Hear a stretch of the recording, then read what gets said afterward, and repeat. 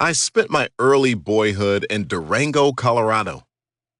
My father was a teacher among the Navajo, the second largest Native American tribe next to the Cherokee. Although we were not Native Americans, not members of the tribe, and not speakers of Navajo, these people welcomed us into their society. The cultural differences between us were significant, and they didn't magically disappear, yet they accepted us. Not suddenly, but gradually, by extending bonds of affection and a sense of belonging that I clearly perceived as a child. They included us, and we could feel that sense of inclusion. On one occasion, I went with my father to a remote part of the reservation. As we drove by a small settlement, we saw a man standing outside. Dad stopped the truck and walked over to greet the man, knowing that if he didn't stop, it might create suspicion because it was unusual for non-Native Americans to wander through this isolated place. I stayed in the truck and observed the exchange. The men didn't shake hands, no salutations of any kind. Nor could I see on the face of the Navajo man any nonverbal cues to indicate his mood or response. He seemed emotionless, and that flat effect led me to believe that he was not happy. Without a smile or wave, the men simply parted. By the time my father returned to the truck, I was sure he had offended the man. Key question: have you ever misjudged another person because you didn't understand cultural differences? Is he mad?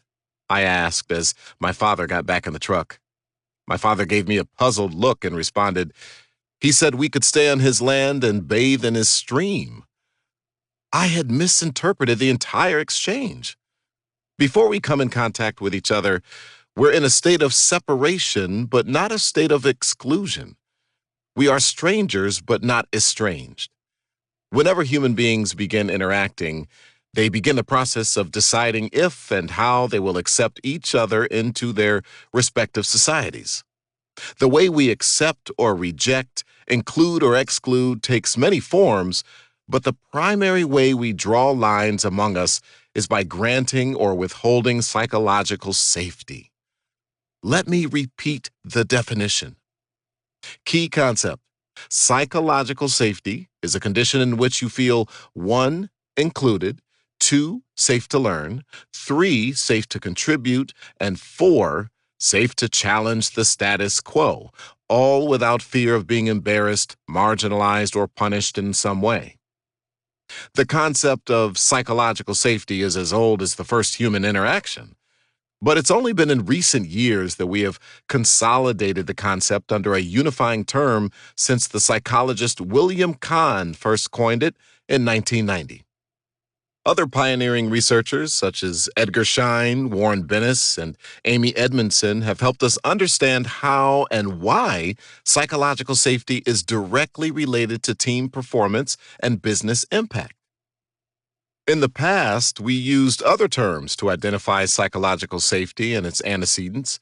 For example, Carl Rogers spoke of the need for unconditional positive regard.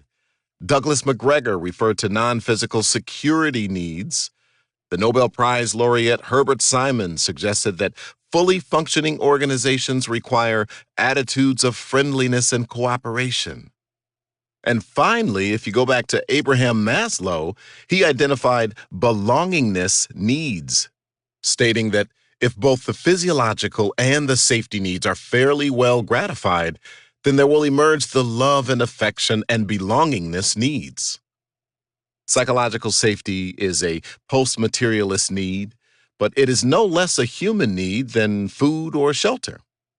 In fact, you could argue that psychological safety is simply the manifestation of the need for self-preservation in a social and emotional sense. Or you might call it industrialized love. Eric Fromm explained, unless he, referring to both women and men, belongs somewhere, unless his life had some meaning and direction, he would feel like a particle of dust and be overcome by his individual insignificance. He would not be able to relate himself to any system which would give meaning and direction to his life. He would be filled with doubt And this doubt eventually would paralyze his ability to act, that is, to live. In the hierarchy of needs, psychological safety straddles fulfillment, belonging, and security needs, three of the four basic need categories. Once the basic physical needs of food and shelter are met, psychological safety becomes a priority. Key question: are there areas of your life where a lack of psychological safety limits your ability to act, live, and be happy? Think of a time when you were embarrassed, marginalized, or otherwise rejected in a social setting.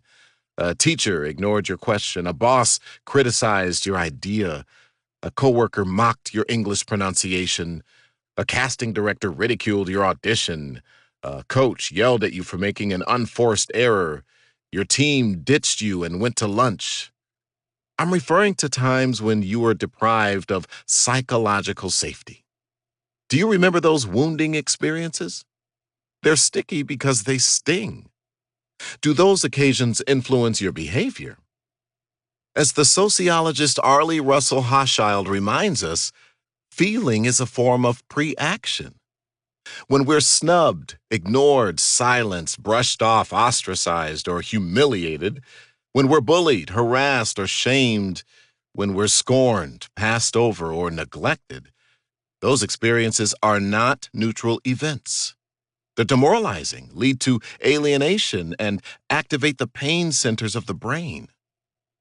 They crush confidence and leave us in resentful, stupefied silence.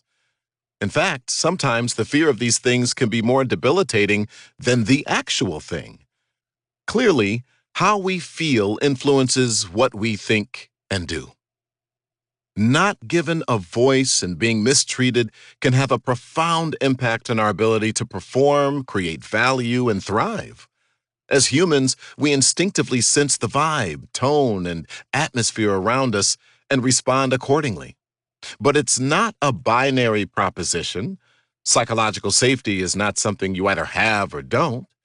From the nuclear family to the Navy SEALs, from the food truck to the president's cabinet, every social unit registers some level of psychological safety. In organizations, it's an uncontested finding that high psychological safety drives performance and innovation, while low psychological safety incurs the disabling costs of low productivity and high attrition. Google's Project Aristotle proved that IQ points and money don't necessarily produce results. After studying 180 of its teams, Google found that smarts and resources can't compensate for what a team may lack in psychological safety. In fact, the company landed on psychological safety as the single most important factor in explaining high performance. Key concept: an organization that expects employees to bring their whole selves to work should engage the whole employee. When psychological safety is high, people take more ownership and release more discretionary effort, resulting in higher velocity learning and problem solving. When it's low, people don't muscle through the fear. Instead, they shut down, self-censor, and redirect their energy toward risk management, pain avoidance, and self-preservation. As Celia Swanson, a former executive vice president at Walmart, said, making the decision to speak up against a toxic culture is one of the most difficult decisions employees may face in their careers. Key concept: in the 21st century, high psychological safety will increasingly become a term of employment, and organizations that don't supply it will bleed out their top talent. My field work with organizations across industries, cultures, and demographics has led me to identify a consistent pattern in the ways that social units grant psychological safety and how individuals perceive it. There's a natural progression across four developmental stages based on a combination of respect and permission. By respect, I mean the general level of regard and esteem we give each other. To respect someone is to value and appreciate them. By permission, I mean the permission given to others to participate as members of a social unit. the degree to which we allow them to influence us and participate in what we are doing. As organizations grant increasing levels of respect and permission, individuals generally behave in a way that reflects the level of psychological safety offered to them. Each stage encourages individuals to engage more and accelerate both their personal development and the value creation process. Key concept: people flourish when they're participating in a cooperative system with high psychological safety. The four stages of psychological safety framework can be used as a diagnostic tool to assess the stage of psychological safety in any organization or social unit. The following explanations of each stage are only summaries. I'll spend the remainder of the book exploring each of the four stages in greater detail. Stage 1: Inclusion Safety. The first stage of psychological safety is informal admittance to the team. Whether it's the neighborhood book club or the College of Cardinals. In other words, the members of the social collective accept you and grant you a shared identity. You are now destigmatized as an outsider and brought into the fold. But it's important to understand that inclusion safety isn't merely tolerance. It's not an attempt to cover up differences or politely pretend they're not there. No. Inclusion safety is provided by genuinely inviting others into your society based on the sole qualification that they possess flesh and blood. This transcendent connection supersedes all other differences. Key concept: the need to be accepted precedes the need to be heard. As a species, we have both natural instincts and acquired socialization to detect social boundaries, as well as gestures of invitation or rejection across those boundaries to perceive the levels of respect and permission offered to us. For example, when a new high school student asks her peers, "Can I eat lunch with you guys?" the response to that question extends inclusion safety if the students say yes. If they say no, the individual is not allowed to cross the threshold of inclusion. In a more subtle version of this encounter, the student is simply ignored by her peers as she passes by. In some cases, we ignore each other as a gentle way to pour scorn. Regardless, it hurts when you're cast off and acceptance is denied. As one poignant example of the acute need for inclusion, an American College Health Association survey of undergraduate college students found that 63% of the students surveyed reported feeling very lonely. That's nearly 2/3 of the student population. In spite of our material plenty, we increasingly suffer from social and emotional poverty. Key concept: being ignored is often as painful as being rejected. William James, the father of American psychology, said, "No more fiendish punishment could be devised, were such a thing physically possible, than that one should be turned loose in society and remain absolutely unnoticed by all the members thereof. If not one turned around when we entered, answered when we spoke, or minded what we did, but if every person we met cut us dead and acted as if we were non-existent things, a kind of rage and impotent despair would before long well up in us, from which the cruelest bodily torture would be a relief." Why do active shooters kill innocent victims? Why do citizens spew vitriol and hate? Why has the suicide rate in the United States increased by 33% in just the last 18 years? Directly linked to alienation, disaffection, and ostracism, these tragic outcomes result from deeply unmet needs.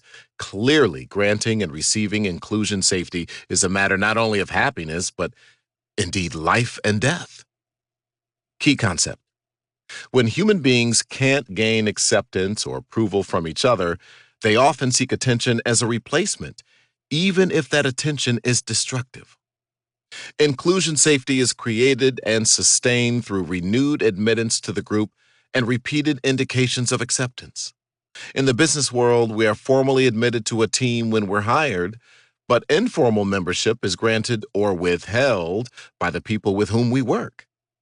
You may be the new hire on the software development team, which gives you official membership status, but you still need the team's sociocultural acceptance to gain inclusion safety. Giving inclusion safety is a moral imperative. Stage 2, learner safety. Learner safety indicates that you feel safe to engage in the discovery process, ask questions, experiment, and even make mistakes, not if, but when you make them. Without learner safety, you will likely remain passive due to the risk of acting beyond a tacit line of permission. In children, adolescents, and adults, the patterns are the same. We all bring inhibitions and anxiety to the learning process. Key concept: when the environment belittles, demeans, or harshly corrects people in the learning process, learner safety is destroyed. An environment that grants safe passage to learning opens the buds of potential, cultivating confidence, resilience, and independence. While individuals can remain relatively passive in the stage of inclusion safety, learner safety requires them to exert themselves and develop self-efficacy. They are no longer spectators. The transition to learner safety means crossing into the anxiety of the unknown. When learner safety is present, the leader and team may even supply some of the confidence that the individual lacks. For instance, days after the French philosopher Albert Camus won the Nobel Prize in Literature in 1957, he wrote a letter of gratitude to his elementary school teacher. He said, "Dear Monsieur Germain, without you, without the affectionate hand you extended to the small, poor child that I was, without your teaching and example, none of this would have happened." Learner safety implies activity and participation within defined limits. For example, I observed an apprentice plumber assisting a more experienced master plumber at a job site.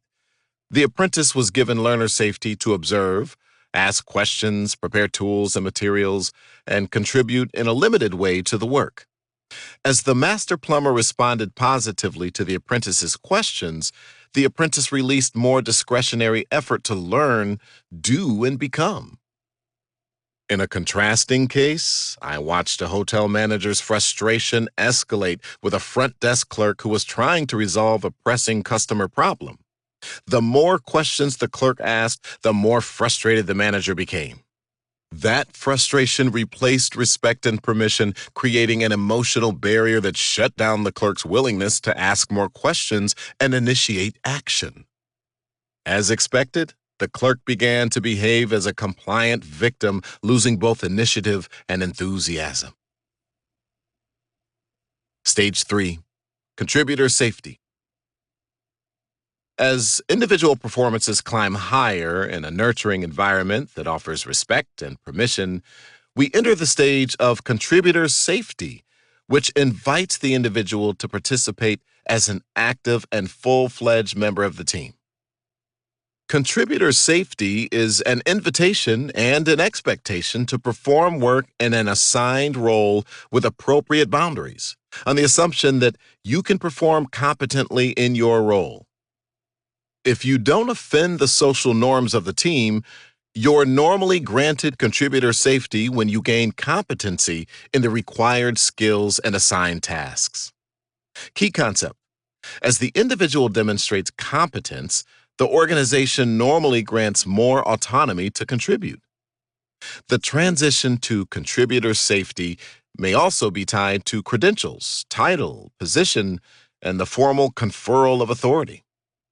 For example, when a coach selects a player on an athletic team to join the starting lineup, there's often an immediate transition to contributor safety. When a hospital hires a well-qualified surgeon, she's formally granted contributor safety. Thus, where formal authority or credentials are prerequisite to a role, they act as partial proxy for psychological safety based on the official or legal right to contribute.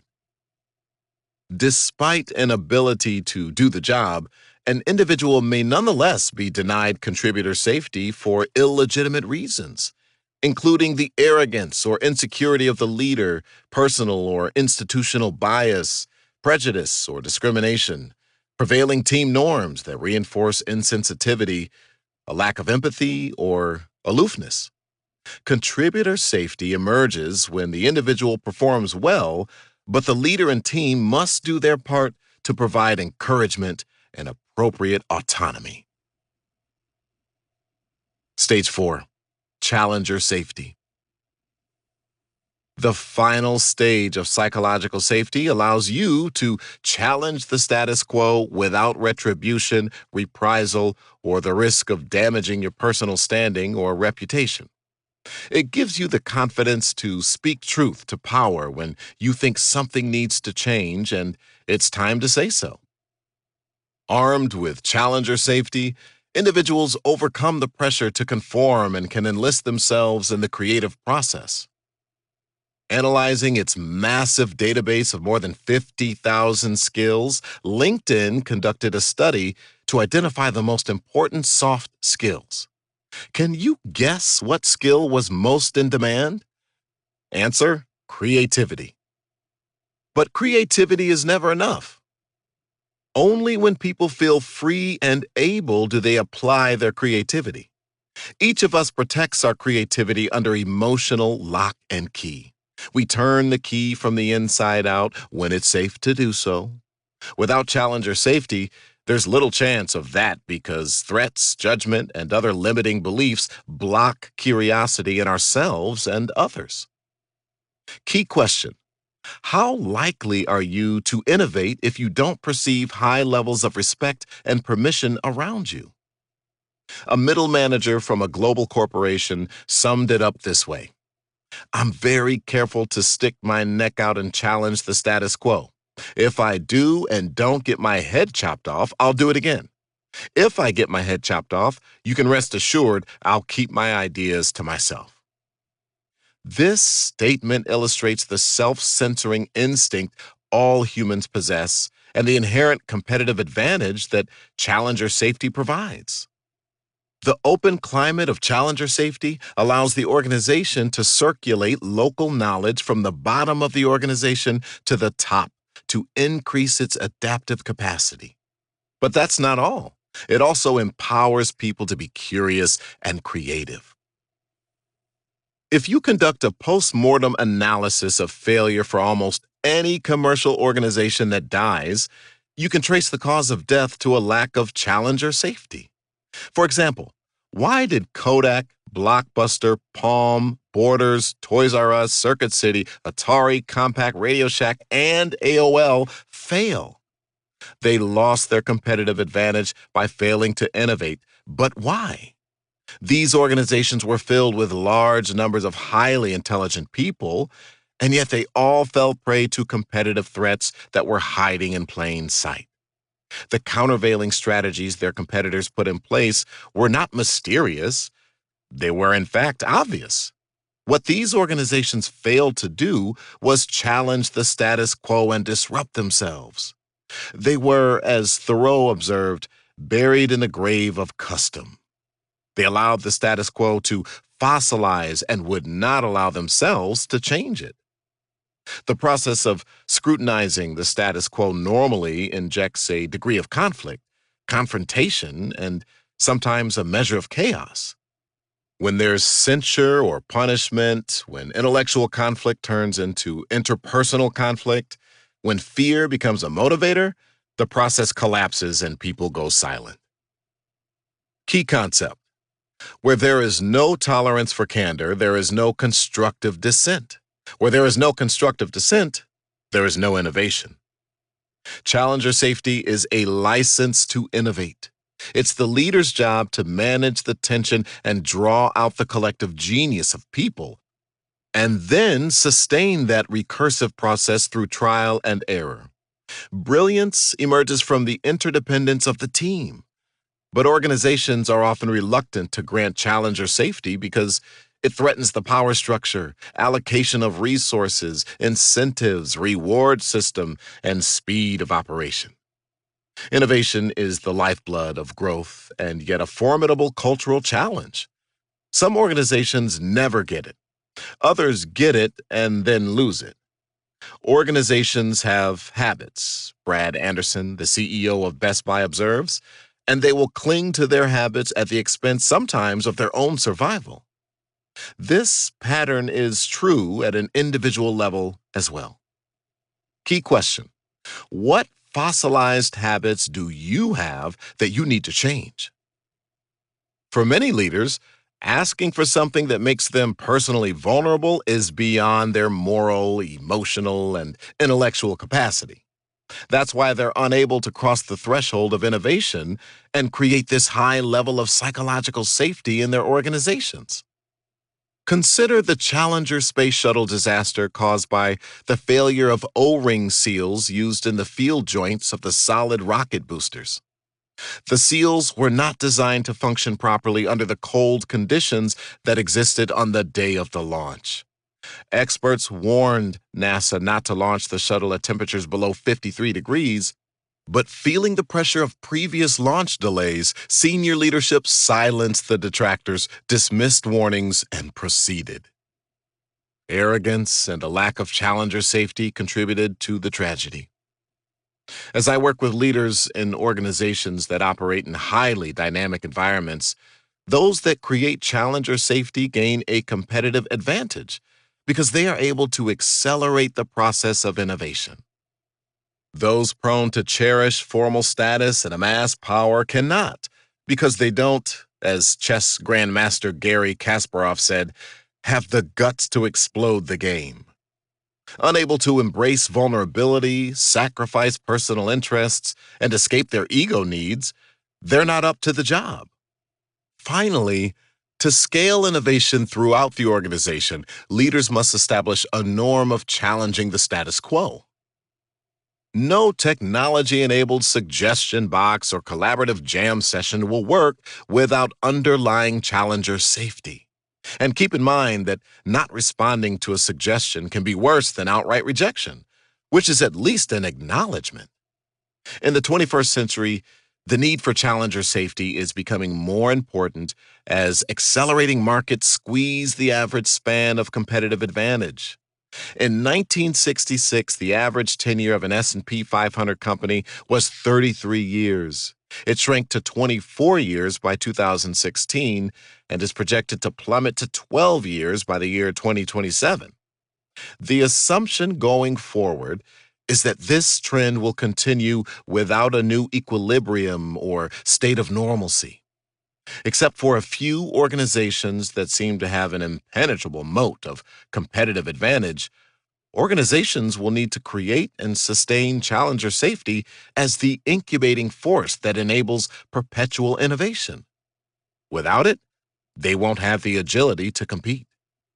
What if an organization has not purged its legacy of prejudice toward women, minorities, religious identities, or other human characteristics? Most organizations grant equality and inclusion as a matter of policy. Few live and breathe it as a matter of culture and behavior. How then can an organization convert diversity in composition into active, confident, and vibrant diversity in action? Without psychological safety, intellectual diversity will lie fallow. Those who live and work in the shadows will repress their instinct to explore. They won't engage in constructive dissent because they've never seen it done, nor have they been granted the respect and permission to participate. The bowling lane and the gutters. What happens when a team grants some respect or permission to its members, but not both? When the pattern of psychological safety moves out of the bowling lane, so to speak, into the gutter on one side or the other? When a team offers a measure of respect, but very little permission, it falls into the gutter of paternalism. Paternalistic leaders act like helicopter parents and benevolent dictators who micromanage their children, patting them on the head and telling them not to touch things. Early in my career, the CEO of a small company for which I worked asked the members of our team for feedback concerning the organization. I misread the signals and mistakenly believed I had been granted Challenger safety, spending several hours preparing a memo. I never heard back from the CEO and later learned from my colleagues that such a request was not genuine. I also learned from my own feelings that paternalism breeds cynicism and disengagement. Key question: do you see evidence of paternalism in your family, school, or workplace in which people micromanage others and leave them powerless? On the other hand, what happens when a team grants a measure of permission to contribute but little respect? In this case, the team falls into the gutter of exploitation, a condition in which the leader attempts to extract value while not valuing those who create the value. Taken to an extreme, this is slavery and the sweatshop. But there are everyday examples all around us in the form of shaming, harassing, and bullying behavior. You would think it would incite a populist revolt, and yet people routinely endure this mistreatment out of fear of losing their jobs. Key questions: do you see evidence of people taking advantage of others in your family, school, or workplace? Has shaming, harassing, or bullying behavior become normalized? As a plant manager, I often witnessed a command and control, fear and intimidation style of leadership that had little regard for humanity and regarded workers as commoditized flesh. As a result, I found myself classifying managers as either net consumers or net contributors. Consumers consume. It's their chief impulse. They tend to view everything and everyone as means to their own gratification and regard leadership as a pathway to their own indulgence. Their leadership paradigm is built on the premise that they're better or more deserving than the other members of the species. In the other camp, we find contributors. They arrive ready to serve, build, encourage, and make things better. They too are driven to achieve personal success, but here's the difference. They stop short of using or sacrificing others to do it. Refusing to step on another person's neck to get what they want, they carry a burning conviction that human beings are the ends, never a means. Conclusion: I see uncritical celebrations of diversity everywhere. But diversity produces nothing and blesses no one unless its value can be drawn out. A leader's most important job, above that of creating a vision and setting strategy, is to act in the role of social architect and nourish a context in which people are given the respect and permission to 1. Feel included, 2. Learn, 3. Contribute, and 4. Innovate. It's the culminating stage of both leadership development and organizational culture to create and sustain this kind of environment. Key concept: organizations don't outperform their leaders, they reflect them. Creating psychological safety depends on setting the tone and modeling the behavior. You either show the way or get in the way. If you can learn to harvest the full fruit of psychological safety, you will transform families, schools, organizations, and societies, enabling people to realize their deep yearnings to live happy, connected, creative, contributing, and more beautiful lives. Stage 1: Inclusion Safety. Our ability to reach unity and diversity will be the beauty and the test of our civilization. Mahatma Gandhi. Diversity is a fact, inclusion is a choice, but not just any choice. Key concept: the choice to include another human being activates our humanity. As the first stage of psychological safety, inclusion safety is, in its purest sense, Nothing more than species-based acceptance. If you have flesh and blood, we accept you. Profoundly simple in concept, devilishly difficult in practice. We learn it in kindergarten and unlearn it later. A mere 36% of business professionals today believe their companies foster an inclusive culture. I remember talking to my son, Ben, after his first day of kindergarten. "How did you like your first day of kindergarten, Ben?" I asked. "It was fun, Dad." "Are you excited to go to school tomorrow?" "Yeah, I'm excited." "Is Mom going to take you to school again tomorrow?" "No, I'm going to walk." "Do you have anyone to walk with?" "No, Dad, I'll just walk by myself. But if anyone wants to walk with me, they can." I'll never forget that tender exchange. It's a reflection of the uncorrupted, inclusive nature of children. Key concept. We include naturally in childhood and exclude unnaturally in adulthood. Out of our flaws and insecurities, we model and reinforce exclusion to those around us. But it doesn't have to be that way. After living with the Navajo for a few years, my family moved to Los Angeles and then finally settled into a middle-class neighborhood in the San Francisco Bay Area. I remember feeling uprooted and lost as a boy. Bored, lonely, and battling a little resentment, I sat on the porch one day when a kid from the neighborhood rode up on his bike. He walked over and, without any hesitation, announced, "Hi, I'm Kenny." In no time, we were riding our bikes together, eating kumquats and catching alligator lizards. The young man who befriended me and extended inclusion safety so confidently at age 10 is now Pastor Kenny Luck, the men's pastor at the Camelback Church in Lake Forest, California. Not everyone is born with Kenny's confidence and sense of concern, but the basic decision to include or exclude is not about skill or personality, although those things can enhance your ability to include. It's more about intent than technique. You can't legislate it, regulate it, train it, measure it, or gimmick it into existence. It doesn't answer to those forces. It's an act of will that flows from the empire of the heart. If there's no psychological safety, there's no inclusion. Key concept. Including another human being should be an act of prejudgment based on that person's worth, not an act of judgment based on that person's worthiness.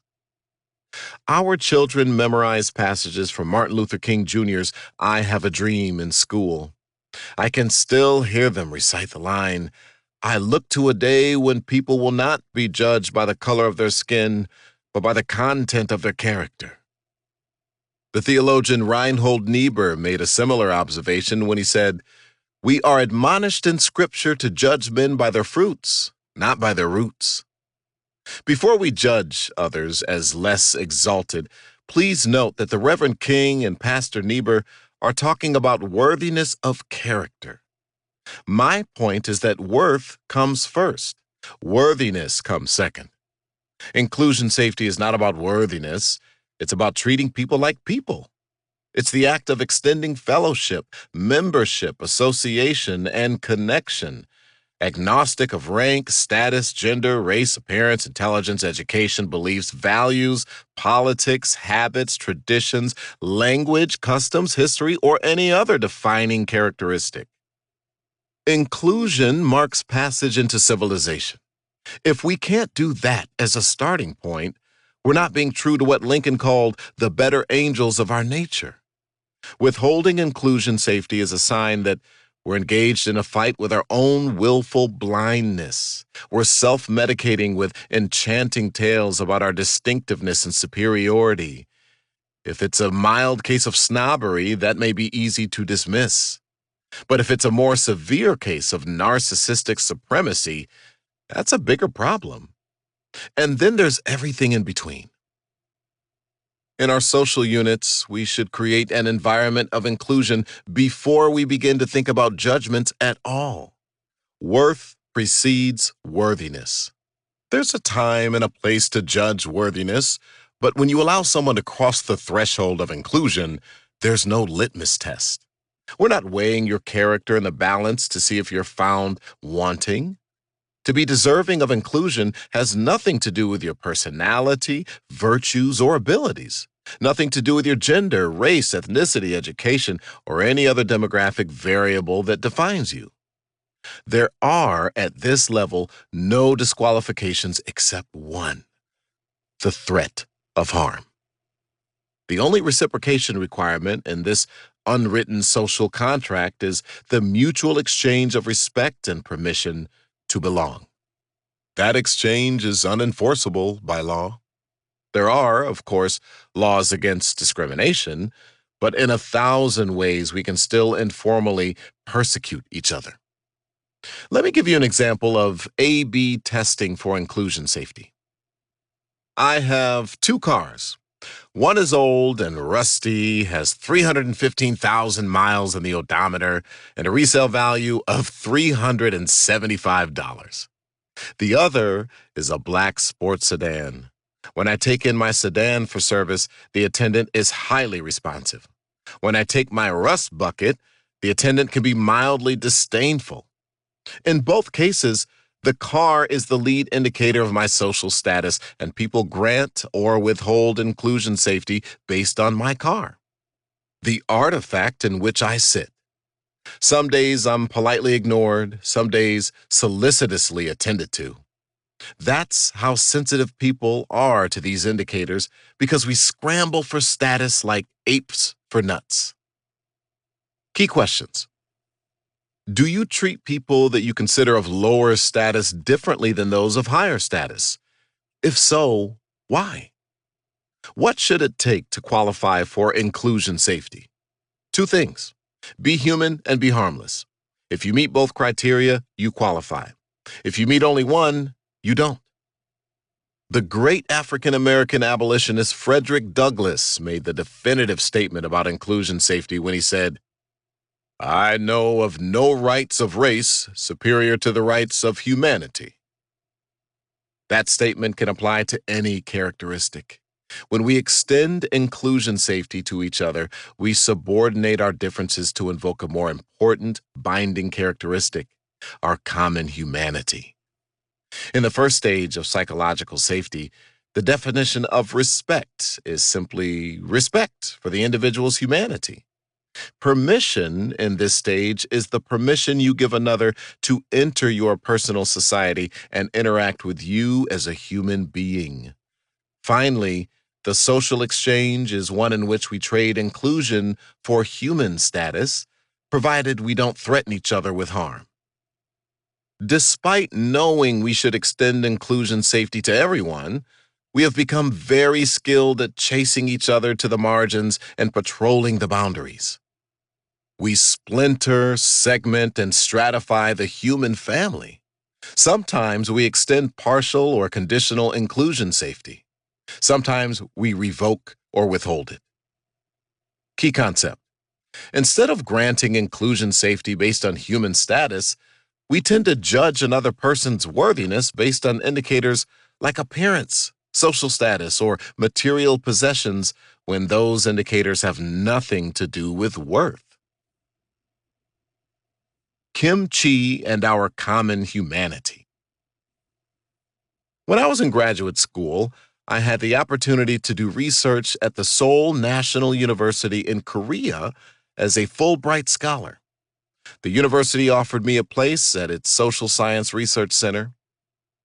The day I arrived, Professor An Chung-shi greeted me warmly and took me around the center to meet the staff and other researchers.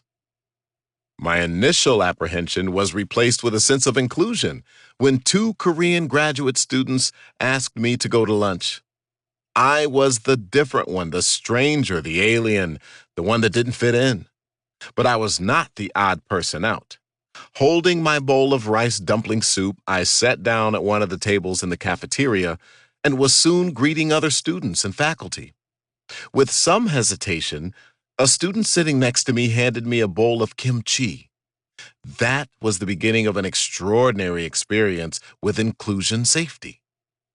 True, I was a novelty, but I hasten to say that inclusion safety is not simply the expression of hospitality.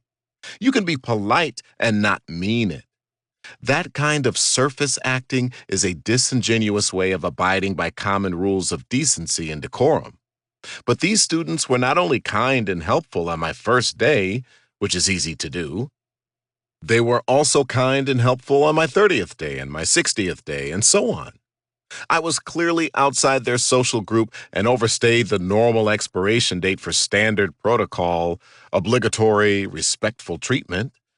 But after weeks and weeks of long days at the center, they never revoked the inclusion safety they first extended. It was real. Key questions. In the arc of every life are times when inclusion safety makes all the difference. When someone reaches out to include you at a vulnerable time. When did this happen to you? What impact did it have on your life? Are you paying it forward? Let's put this in historical context. South Korea is considered the world's most neo-Confucian society, historically embracing status hierarchy, inequality, and inherent discrimination as values. Human rights have a short history, but have in recent years been acknowledged as a matter of political expediency, not through some religious or philosophical sense of natural law, inalienability, or God-invested entitlement. In this society, rights are more instrumental than moral, more negotiated than inviolate, more legislated than guaranteed or absolute. Confucianism lacks rational, legal, or moral grounds for inclusion, but rather emphasizes loyalty, devotion, allegiance, and compliance to authority in the promotion of group harmony and stability. What does all of that mean? It means I'm an outsider. There's no natural place for me in Korean society or hierarchy, and yet my Korean friends included me in a way that superseded their Neo-Confucian tradition. They suspended the normal terms of engagement, giving precedence to a higher principle of humanity. Rather than focus on differences, they emphasized common fellowship. Was I now Korean? Did they grant me full social and cultural membership? No. They extended inclusion safety. But on what basis? Was it religious, ethnic, socioeconomic, geographic, cultural, political, legal? None of the above. It was based on a supernal, primordial human connection that overcame our separatism and penetrated to membership in a universal family. Key question. To create inclusion safety, it helps to understand cultural differences, but you don't need to be an expert on those differences, just sensitive to and appreciative of them. How do you acknowledge and show sensitivity and appreciation for the cultural differences that exist on your team? Hardening the concept of equality. The philosopher John Rawls reminds us of this fundamental truth. Institutions are just when no arbitrary distinctions are made between persons in the assigning of basic rights and duties. To exclude a member of a social unit based on conscious or unconscious bias is exactly that, an arbitrary distinction. These must be removed, as Rawls says, to build an enduring system of mutual cooperation. There will always be differences, but there mustn't be barriers. There will always be majorities and minorities, but we should never attempt to deracinate each other until we melt into a homogeneous lot. Our differences define us. Some would object on grounds that we don't know each other, so how can we accept, include, tolerate, and connect with strangers? And in fact, research shows that the key drivers of psychological safety include familiarity among team members and the quality of those relationships based on prior interactions. To extend inclusion safety is not to extend mature, developed feelings of affection. Your feelings can only be expectant and assumptive, but they can still be real. Xenophobic arguments are born of ignorance, fear, jealousy, or a dishonest desire for superiority. Key concept. God may have made us of different clay, but there are no grounds to say that your clay is better than mine. Inclusion safety is not earned, but owed. Every human has title to it as a non-negotiable right. In fact, we can't sustain civilization without it. We hunger for and deserve dignity and esteem from each other, and unavoidably practice morality when we extend or withhold inclusion safety. If there's no threat of harm, we should give it without a value judgment. As the basic glue of human society, inclusion safety offers the comforting assurance that you matter. If you're a leader and want your people to perform, you must internalize the universal truth that people want, need, and deserve validation. Inclusion safety requires that we condemn negative bias, arbitrary distinction, or destructive prejudice that refuses to acknowledge our equal worth and the obligation of equal treatment. If everyone deserves inclusion, if we're all entitled to fellowship and connection, if we have the right to civil and respectful interactions, if the reciprocation of courtesy defines us as a species, we have an obligation to demolish nativism and ethnocentrism. Nations, communities, and organizations aren't the only offenders.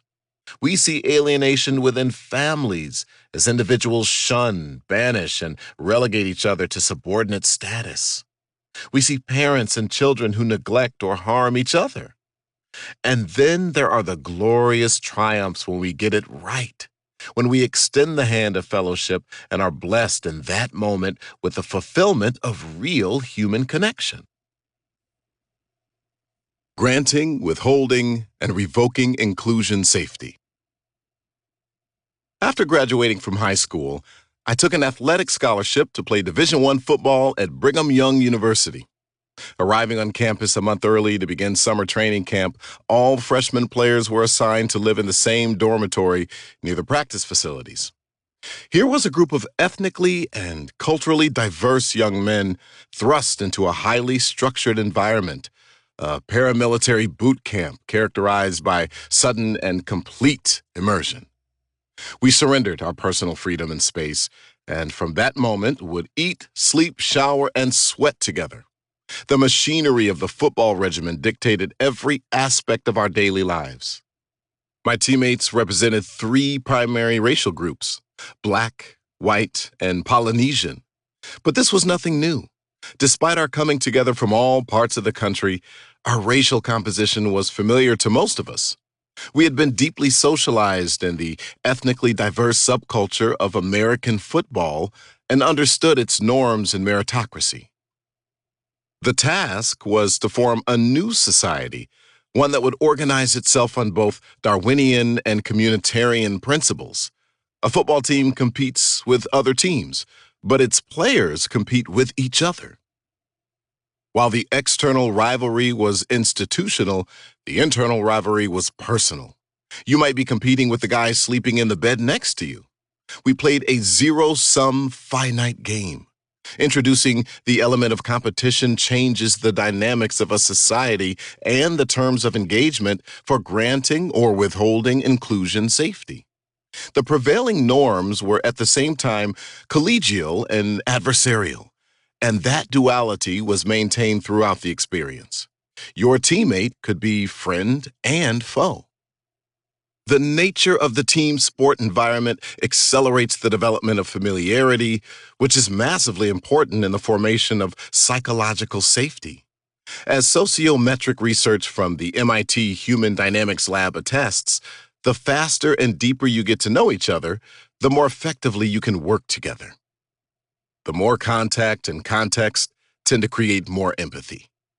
On the first day, we bonded slowly, knowing that we would begin practicing and competing the following day. That reality made the collegial and adversarial forces collide. As a result, our initial greetings were warm with fellow players who didn't play our same positions, and chilled with those who did. Every player arrived dripping with honors and recognition, so bluster and bravado were signs of insecurity and a clear signal that a player wasn't as good as advertised. In what is akin to a modern-day blood sport, you can't carry on a rhetorical career for very long. Performance does the talking. Football was our common aspiration, but the internal competition was a divisive element.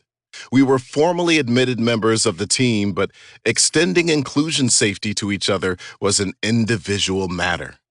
Ironically, we admitted or refused to admit each other in the act of joining the society ourselves. Instead of fusing into a cohesive group, we balkanized into smaller groups based on race or geography. And then, of course, there were the offensive linemen who bonded into a unique fraternity of sensitive, industrial-sized humans and shut the gates behind them. I, on the other hand, played defensive tackle, where that sort of bonding would violate our gladiator subculture. After a week of what MIT's Edgar Schein would call spontaneous interaction, you could see norms starting to form. But a week later, the upperclassmen arrived and our organic society was swallowed up by the larger machine. When you join an existing organization, as I came to the football team, you inherit a cultural legacy based on perpetuated norms. Unless you're forming a new social collective, you don't start clean. In our case, we freshmen started clean and erected a temporary society that was then abruptly dismantled. When the rest of the team arrived, it was as if the mothership had landed with its cargo of artifacts, habits, customs, mores, and distribution of power.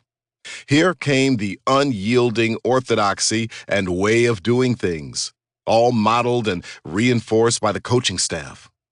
Punctuality rule? Enforced. Dress code rule? Not enforced. Respect rule? Enforced. No profanity rule? Not enforced.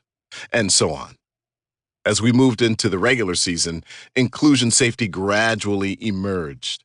The internal rivalries settled, and we came together. Now came the inclusion safety lesson of a lifetime. Halfway into the season, I sustained a serious injury. When the diagnosis came back that I had severely damaged my ankle and needed surgery, I experienced a sudden and dramatic change in status. My position coach revoked inclusion safety through a silent campaign of neglect. I was injured and therefore unable to contribute to the team. To him, I was now invisible. He had extended conditional inclusion safety to me, not based on my worth as a human being, but rather on my worthiness as a player. The moment I got hurt and was no longer useful to the team, he withdrew his fellowship through subtle and unmistakable indifference. That indifference stung. As I quickly learned, inclusion safety, once built, is fragile, delicate, and impermanent. Key concept. In any social unit, inclusion safety can be granted, withheld, revoked, or partially or conditionally granted. Soothing ourselves with junk theories of superiority. Theories have consequences. Too often, we have run our societies on intellectually unclean theories. Regardless of the society you live in, the historian's pen has shown that nearly every society has its origins in bigotry, discrimination, conquest, servitude, and exploitation. Governments and rulers have spent much of their time spinning theories of superiority to justify their grip on power. To make it respectable and give it the illusion of morality, they package privilege and power as political ideology. We do the same thing at a personal level as we marinate in notions of supremacy and award ourselves elevated status. Key concept. We like to tell ourselves soothing stories to justify our sense of superiority. Theories of superiority are attempts to show how, in the words of George Orwell, all animals are equal, but some animals are more equal than others. I remember reading Hitler's Mein Kampf as a student. I had to hold my nose, but I kept reading because I was fascinated that this clever work of eugenics-based grandiosity had influenced so many people. It's beguiling when someone tells you that you're better than everyone else, that you've been unjustly dealt with, and that you deserve more. It's the same facile thesis we find in all theories of superiority and biological determinism and all attempts at intellectual imperialism. It begins with a false claim of superiority or election on some grounds, and then moves to a call to action. You're in the minority, you're in danger, and you need to rise up and defend yourself. Unfortunately, absurd strains of social Darwinism have always been effective when presented with urgency and erudition. People fall for it. And it really doesn't matter whose theory of superiority you read. They're all meditations in hypocrisy bathed in jingoism, resting on the same veiled attempts to preserve the vassalage of the past. Key question: do you feel superior to other people? If so, why?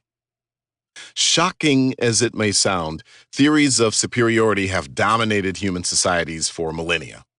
As one of the first power theorists, Aristotle declared, "It is clear that some men are by nature free and others by nature slaves, and that for these latter, slavery is both expedient and right."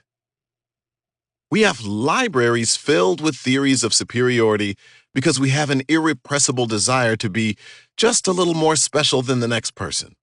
John Adams wrote, "I believe there is no one principle which predominates in human nature so much in every stage of life, from the cradle to the grave, in males and females, old and young, black and white, rich and poor, high and low, as this passion for superiority."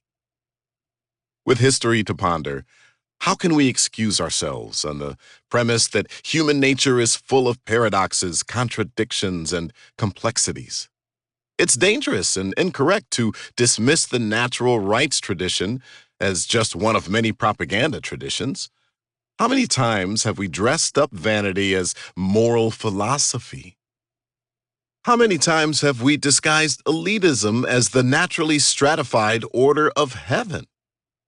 Thankfully, many people don't subscribe to these pretensions, but many do. In our modern society, we have long since repudiated the grand theories of bloodline aristocracy, but we continue to hatch, nurse, and perpetuate informal versions that do the same thing. They show up as stereotype, resentment, bias, and prejudice, and linger in our values, assumptions, and behavior. When I began my service as plant manager at Geneva Steel, I conducted a series of tours throughout the plant. I traveled from facility to facility, holding town hall meetings, greeting the managers and production and maintenance workers. I started at the coke plant and then moved to the blast furnaces, steel making operations, casting, rolling mills, finishing units, shipping and transportation, and central maintenance. In the coke plant, 2 production workers cornered me. They removed their hard hats and safety goggles, revealing faces caked with sweat and soot. "Mr. Clark," they said deferentially, "thank you for coming to visit our department. We know you're new to your position as plant manager. We know you're going to visit all the departments, but we just wanted you to know that our department is a little different than the others. Our department is a little more complicated than the others, and it requires a little more expertise to do what we do. If we weren't here, the plant would shut down tomorrow." They made their case and stated their claim. I politely responded, "Thank you for sharing that with me. I appreciate your feedback." That scene repeated itself in every department. The faces were different, but the script was the same. After my week-long tour, I was illuminated with the revelation that every department was just a little more important than the others, occupied by a special class of people doing what no one else could do. They all gently shunted their brothers and sisters in order to distinguish themselves. I suppose we have all made, or been tempted to make, a similar claim and fallen prey to the grand illusion of superiority. Key questions. Is the moral principle of inclusion a convenient or inconvenient truth for you? The elite and the great unwashed. The U.S. Constitution lights the world with an unequivocal declaration of human rights, but it's taken generations to find the courage to unwind legalized discrimination and dismantle the edifice of false superiority. In 1776, Abigail Adams wrote her husband John, I desire that you would remember the ladies. We will not have ourselves bound by any laws in which we have no voice or representation. 2 years later, the original American colonies ratified the U.S. Constitution. Although the document was the first government charter that acknowledged the equality of all human beings, it carved out exceptions and violated the ideals it espoused, allowing slavery, counting slaves as equal to a three-fifths of a normal human, and not least withholding voting rights from women. Nor could women own property, keep their own wages, or in some states even choose their own husbands. The U.S. Constitution decreed inclusion, but too often we practiced exclusion. It would still take many generations to internalize the espoused values because theories of superiority were deeply ingrained in the American psyche as they were in every nation. Consider the following official acts of exclusion. Congress passed the Naturalization Act of 1790, declaring that only white people could become citizens of the nation. Congress passed the Indian Removal Act of 1830 to drive out Native Americans from their tribal lands. Lincoln issued the Emancipation Proclamation in 1863, but states passed Jim Crow laws to enforce discrimination, and the Supreme Court piled on with its separate but equal legal doctrine. In 1882, Congress passed the Chinese Exclusion Act, barring Chinese immigration. In 1910, 1.6 million children aged 10 to 15 worked in factories. The Fair Labor Standards Act didn't ban child labor until 1938. Women did not win the right to vote until we passed the 19th Amendment in 1920. In 1942, President Franklin D. Roosevelt authorized the evacuation and incarceration of 127,000 Japanese Americans from the West Coast to internment camps. Hispanic American workers didn't gain the right to unionize until the 1950s. Ultimately, we didn't purge deliberate and systematic prejudice out of our immigration laws until the Immigration Act of 1965. But what about our culture? We continue to struggle to redress inequality and forsake notions of male and Anglo-Saxon supremacy. As my teenage daughter asks, "Dad, why is gender wage equity still a thing?" We have purged most of our policies of discrimination, but have our hearts changed?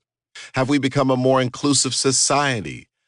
A recent EY study reports that less than half of employees trust their bosses and employers. Where there's no trust, there's exclusion. This number is troubling because we know that trust is what binds us together. If familiarity, based on frequency of interaction, has this amazing ability to eliminate bias and distrust, why are trust numbers so low? This is the society versus community dichotomy. We would expect to see a trusting community within a more distrustful society. There should be proportionately more trust as we move to smaller social units. Organizations should have more trust than governments. Teams should have more than organizations. Families should have more than teams, and marriages should have the most. There should be more good faith and lower transaction costs in our interactions as we move from big to small. If this is true, and I think it is, we get nowhere until we grant each other inclusion safety. Who's getting in the way? The psychologist Carol Dweck has said, "Your failures and misfortunes don't threaten other people. It's your assets and your successes that are problems for people who derive their self-esteem from being superior." The irony is that because of our insecurity, we refuse to validate each other, which is the very thing that heals the insecurity. That unmet need expresses itself in jealousy, resentment, and contempt. Meanwhile, society is filled to overflowing with incivility, and hate has become a growth industry. Key concept: excluding a person is more often the result of personal unmet needs and insecurities than a genuine dislike of the person. How many times have you been suspicious or critical of someone you didn't really know? And when you got to know that person, your entire attitude changed. Differences tend to repel us initially, but when we suspend judgment, we can bridge those differences. When I was in college, I took a class from a professor with radical views and braced myself for combat. I went to class and learned that this gentleman did indeed hold views very different from my own, but we developed a wonderful Ruth Bader Ginsburg, Antonin Scalia like friendship. We had marvelous disagreements, but maintained a deep respect for each other. If we don't watch ourselves, there are 1,000 ways to withhold inclusion safety. And if we dehumanize each other, we give ourselves permission to hate and harm each other. I once worked with an executive team whose members had withdrawn inclusion safety from each other. They were legal officers of a corporation, but had revoked each other's cultural passports. The team was dysfunctional. They would verbally bruise and bludgeon each other and could barely stand to be in the same room. In my interview with one of them, she said, "We don't have to like each other, we just have to work together, so I guess it doesn't really matter. I'm all about getting the job done. I don't care too much about the relationships anyway." I worked with another leader who asserted dominance through an arbitrary pattern of giving and revoking inclusion safety. You were in his good graces one day, out the next, respected, then neglected, heard, then ignored, fawned over, then forgotten, coached, then coerced, healed, then hurt. Let's be clear. Head games are a form of abuse in which one human toys with another. That pattern of interaction is moral cowardice at its finest. Family as the realm of thick trust. The word accept means to consent to receive. The word inclusion means having the status of association or connection to a group. Now think about these two words as it relates to the family unit. The relationship between husband and wife is based on the consent to receive the other. The family unit that is created from that union is a new entity to which both are parties. If one spouse denies membership to the other, the social unit doesn't function. The legal tie that binds them together may be intact, but the reality of their union has evaporated. The interdependence of the marriage relationship is more fundamental than in any other social collective. It is fragile and yet designed to be the realm of the thickest trust. At any moment, one party may withdraw inclusion safety from the other. The respect and permission to participate that each gives the other is the very basis of their interdependency, their success, and their happiness. That inclusion safety is dynamic and perishable. It must be replenished every day. Particularly in marriage, respect must be translated into acts of kindness, service, and sacrifice. Without a consistent investment in gestures of respect, the relationship will wither from neglect. But in a co-equal partnership in which both spouses participate and permit the other equal power and participation rights, the relationship is likely to produce sustainable, high levels of inclusion safety and a deeply fulfilling experience for both. The relationship between parents and children is somewhat different. Children begin life in a stage of dependence and hopefully move to a stage of interdependence as they learn and grow. A stage of pure independence is, of course, a fiction. In the development process, the intersection of love and accountability is all important. Parents shouldn't condone poor behavior, but neither should they condemn the child for it. The child is much more able to learn both rights and responsibility in a nurturing environment of sustained inclusion safety. It's over the elusive combination of love and accountability that so many of us stumble. I've stumbled many times, but often, to my children's dismay, I've learned to say, "I love you and I'm going to hold you accountable" in the same sentence and mean it. Key questions. The basic social unit of the family is the primary laboratory for gaining a true civic education in inclusion safety. Did you learn it in your family? If not, do you intend to be a transformational figure in your family and model inclusion safety for the next generation? Behave until you believe. What if you can't find the conviction to include someone? What if you have a deep seated bias or prejudice that you can't dislodge from your heart? How do you overcome it? Where do we find, to use Kafka's phrase, the axe for the frozen sea within us? One thing that doesn't work very well is to sit back and wait for your heart to change. There's not a person alive without at least some trace elements of negative bias against some human characteristic, but some of us are more blameworthy than others. We need to be honest about the acquisition of bias and prejudice and work hard to remove it. We don't get to make choices about diversity. Diversity simply is. It's our job to embrace it.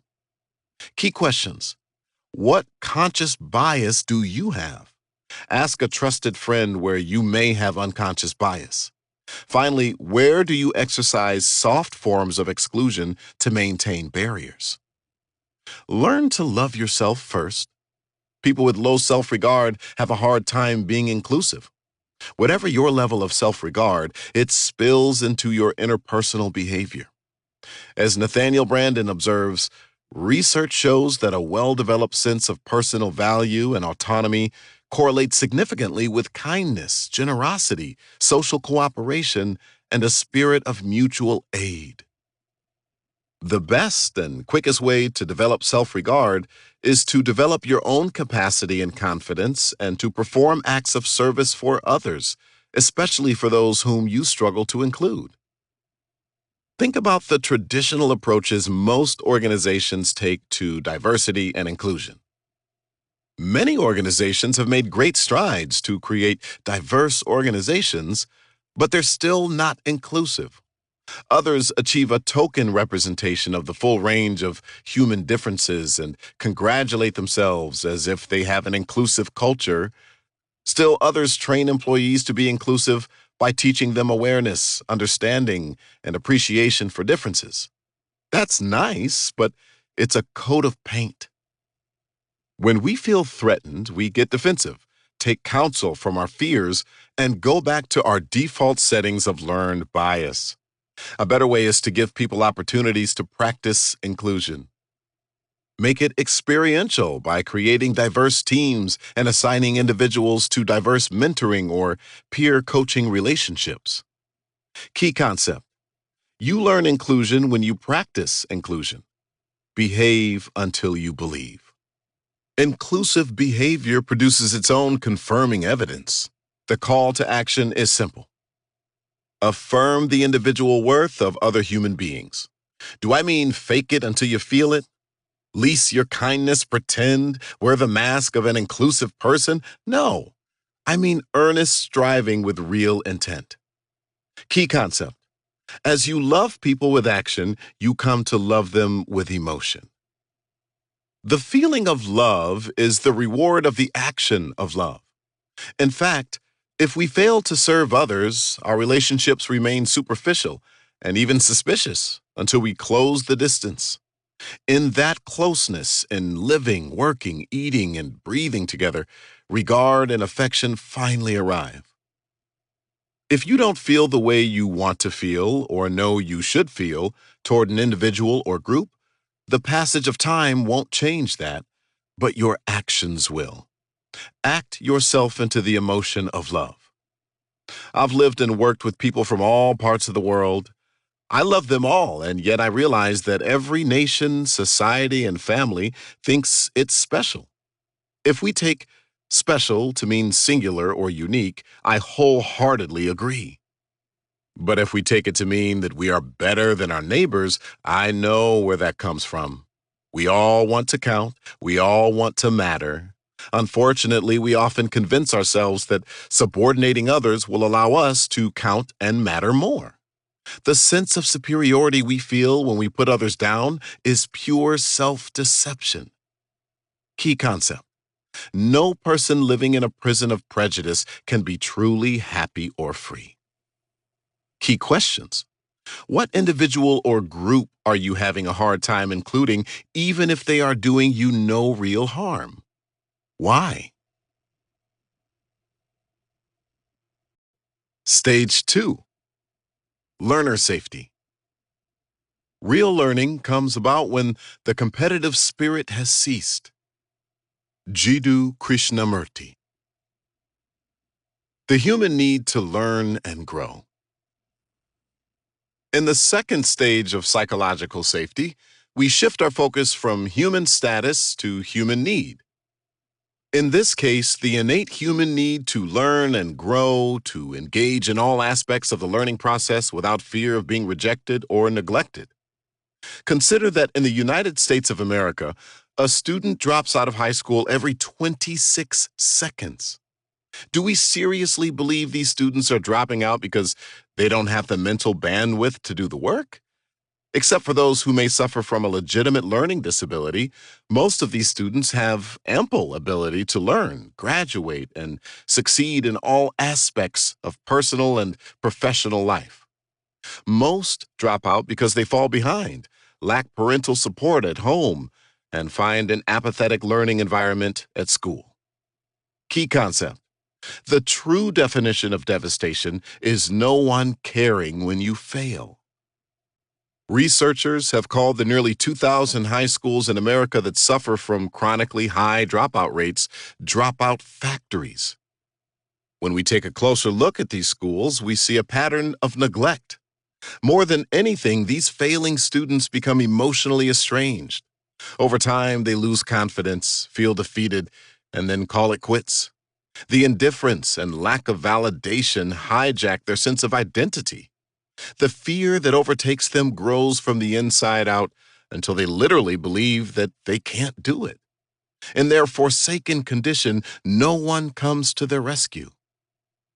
Key concept. In almost every case, parents and schools fail students before the students fail themselves. Key question. How many students do you know who flourish academically while they suffer emotionally? There are 3 patterns of fear-inducing emotional danger that remove learner safety and create a state of risk. 1, neglect. 2, manipulation. And 3, coercion. Failing schools and classrooms tend to exhibit the first pattern of neglect. How about the workplace? When employees disengage and retreat into silence, they are often responding to a hostile and abusive environment. Fear comes as a result of ridicule, bullying, harassment, threats, and intimidation. These fear-inducing behaviors tend to conform to a pattern of manipulation and coercion. I recently spent a day with a silent team. I've worked many teams and have come to learn that unnatural silence is usually an indication that a team has been neutralized by its leader. In this case, we were doing some long-range planning, but no one would speak up.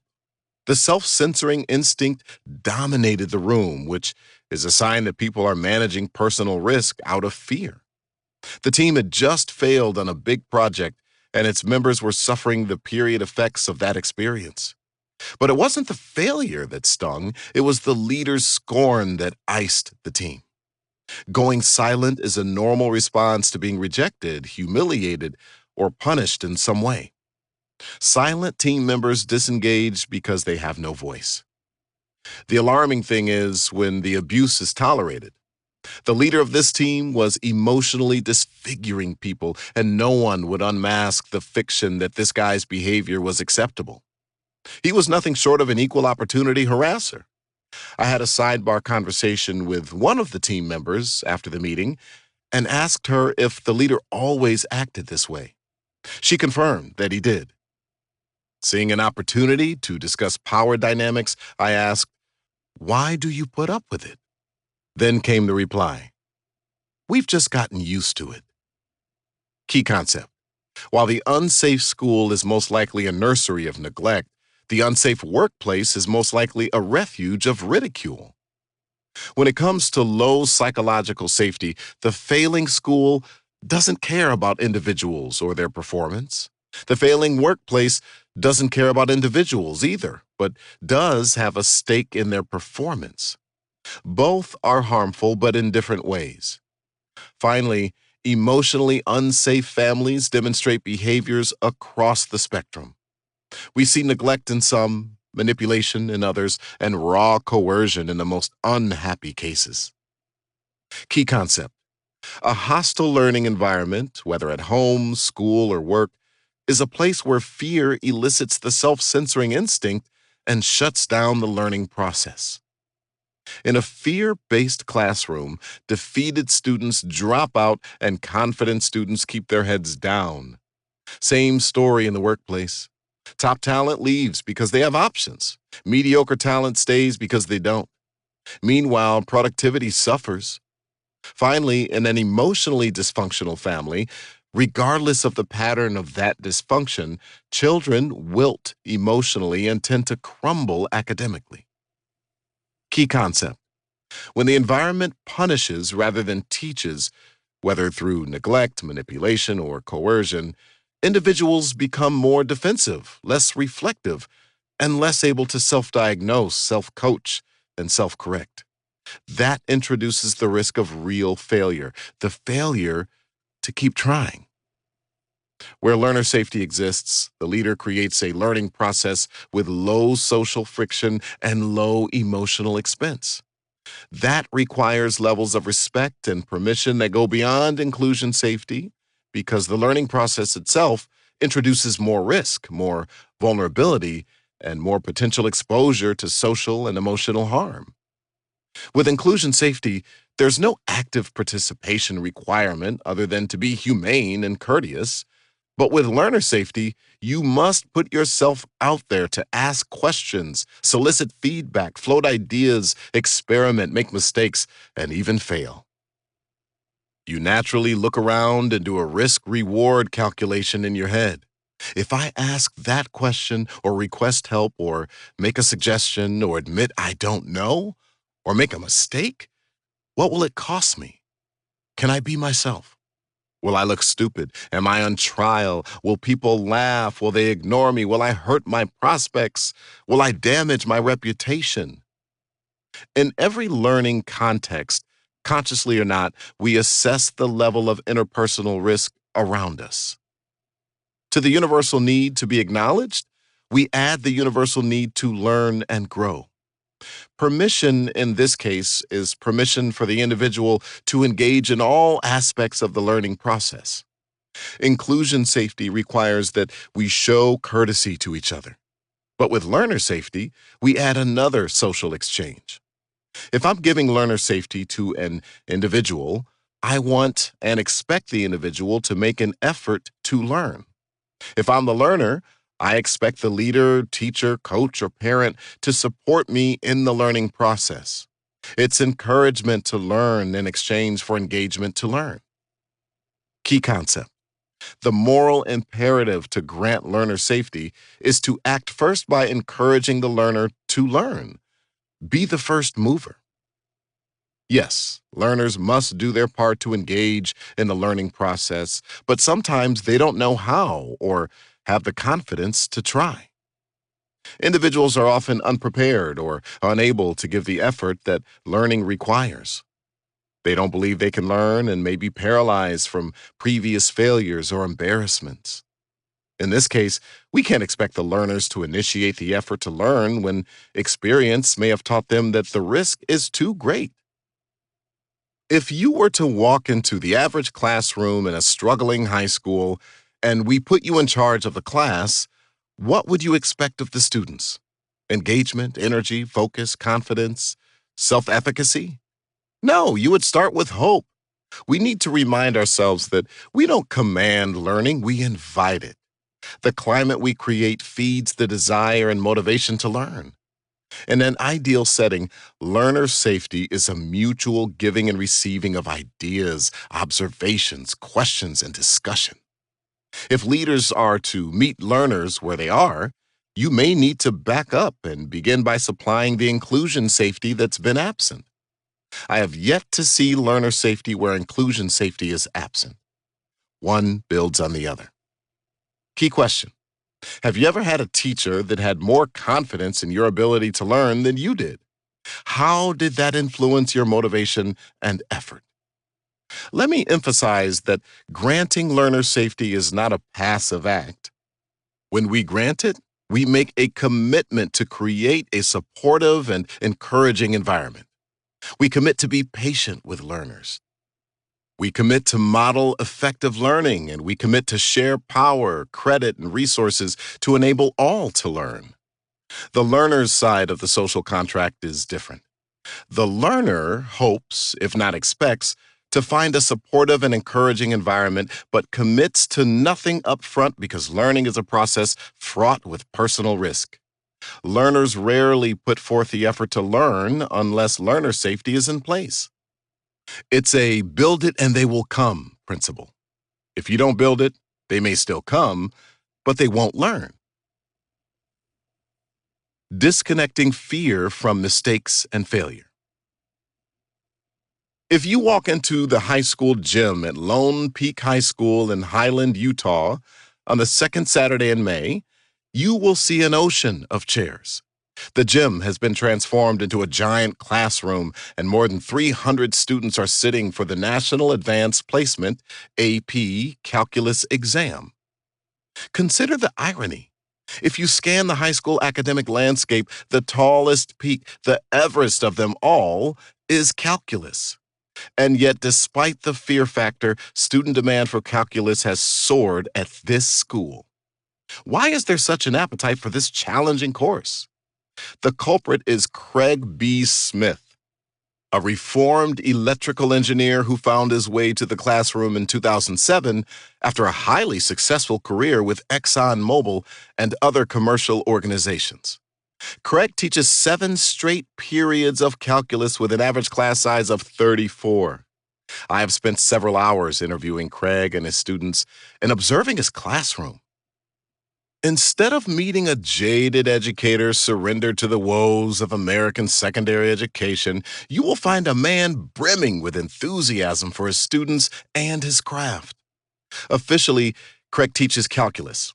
Unofficially, he presides over a leadership laboratory as a coach, grief counselor, and triage nurse. A true outlier, Craig is widely regarded as one of the best secondary math teachers in the nation. Judging from normalized data taken from the Utah State Office of Education, he may be the best.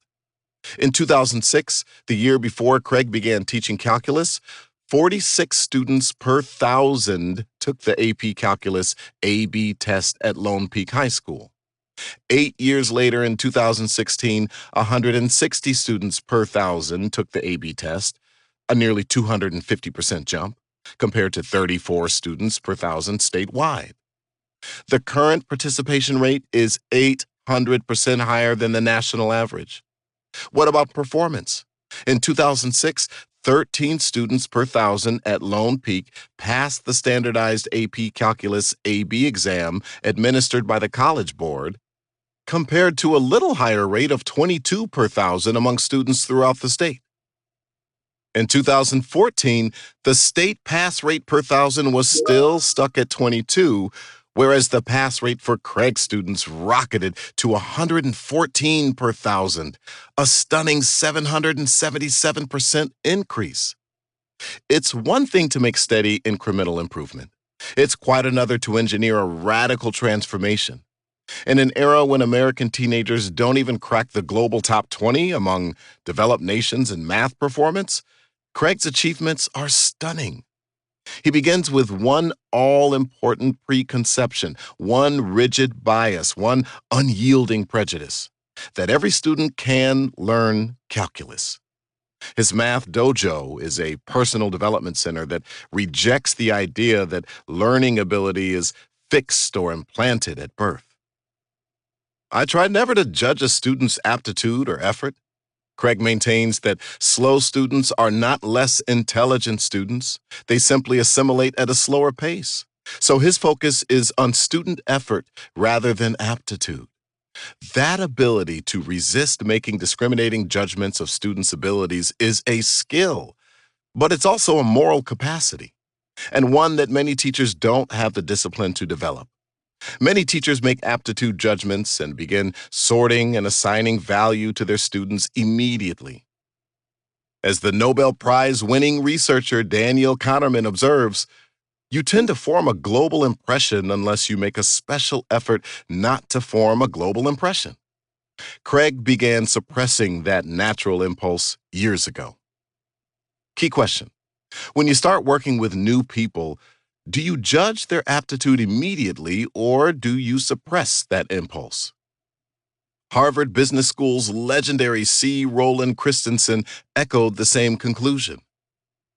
I believe in the unlimited potential of every student. At first glance, they range, like instructors, from mediocre to magnificent. But potential is invisible to the superficial gaze. It takes faith to discern it, but I have witnessed too many academic miracles to doubt its existence. I now view each student as material for a work of art. If I have faith, deep faith in students' capacities for creativity and growth, how very much we can accomplish together. If, on the other hand, I fail to believe in that potential, my failure sows seeds of doubt.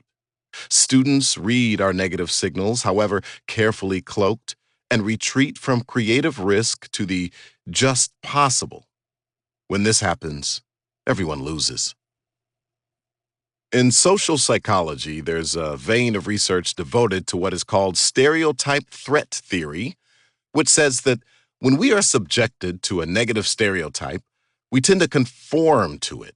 In other words, labels limit. They can also enlarge and magnify. With negative stereotypes, simply being aware that you may be part of one can motivate us to conform to the invisible limitation. Stereotypes about race, gender, age, body image, and learning ability can exert significant psychic damage on their targets. As Claude Steele notes, stereotype threat can result in low self-esteem, low expectations, low motivation, self-doubt. Key concept. Expectations shape behavior in both directions. When you set the bar high or low, people tend to jump high or low. Stereotypes can also influence individuals to stretch to higher levels of performance.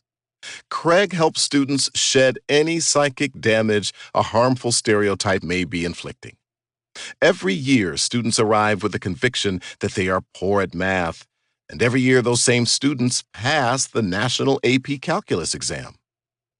To the belief that everyone can learn calculus, Craig adds the precondition of learner safety. As he explains it, I can't teach students unless I like them. I can't like them unless I know them, and I can't know them unless I talk to them. That's why he spends the first class period every term doing nothing but learning his students' names and a little about their lives. After that, everyone gets down to work, but he continues to punctuate his class time with short, personal touch points with each student. He begins each class by checking in with each student to acknowledge him or her individually and to check on homework completion. In my classroom observations, I noticed that Craig toggles back and forth between lecture and discussion. The choreography seems effortless, creating a feeling of relaxed intensity and a total absence of fear, inhibition, or formality. Craig teaches a concept in lecture style and then asks a series of questions in discussion style to test understanding. He uses a participation point system that reinforces questions as the students navigate through an emotional and intellectual journey of small victories and defeats. A wrong answer is as good as a right answer, as long as you know why, he maintains. Key concept. Failure isn't the exception, it's the expectation and the way forward. There will be discouragement before discovery. Indeed, if you're really trying, there should be no stigma, no shame, and no embarrassment associated with failure. It's simply a stepping stone. We should reward failure because it's not failure, it's progress. The examination of failure is often more valuable than the examination of success. Consistent with this principle, Craig has debunked the conventional wisdom that test retakes, the practice of allowing students to retake a test if they do poorly, don't work. It's a little more work for the teacher, Craig observes. Retesting clearly works, so I give endless chances. If you're willing to work, there's always mercy. You can try again. Craig invites students to learn without adding fear to a subject that already creates its own. He recognizes that students who are emotionally distressed, anxious, angry, or depressed are cognitively impaired and don't learn well. So he fosters a challenging and yet nurturing climate of learner safety to dramatically reduce learning risk. There's no embarrassment in Mr. Smith's class, one student said. You never feel dumb, even if you don't understand something. Key question. Does your team punish failure? Do you punish failure? Learner safety requires low ego and uncommonly high emotional intelligence, traits that Craig possesses in abundance. He's a man of great warmth who clearly seeks to bless rather than impress his students. He's not competitive, combative, or punitive. He's not there to pontificate, display brilliance, or duel with his students. Instead, he shows patience and intellectual humility. Perhaps what is most invisible of all is the way he monitors both content and context.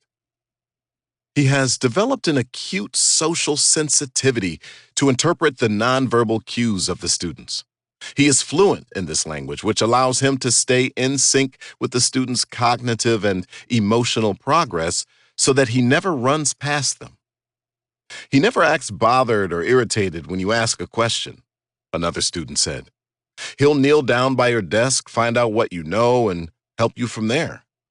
But he doesn't give you the answer. You have to explain where and why you're stuck. Key question.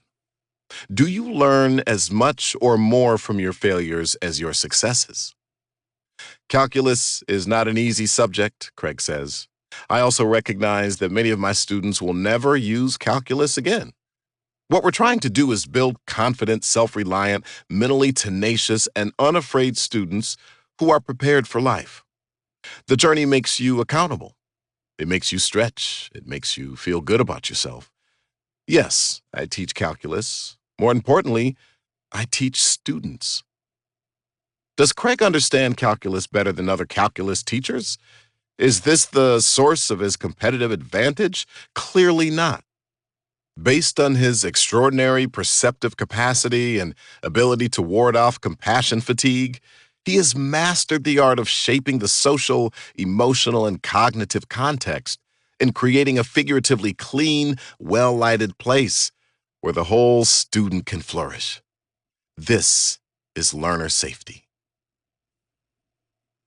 The intellectual and the emotional. A person's ability to learn requires staying focused, managing impulses, and avoiding distractions. Researchers use terms such as flow state, metacognition, executive function, effective effort, and high engagement to describe what good learners do. These terms refer to the supervisory attentional or cognitive control system. If we have learned anything about learning, we've learned that it's not an isolated, rational process that's cold, dry, and mechanistic. Emotion is nested in reason, and reason in emotion.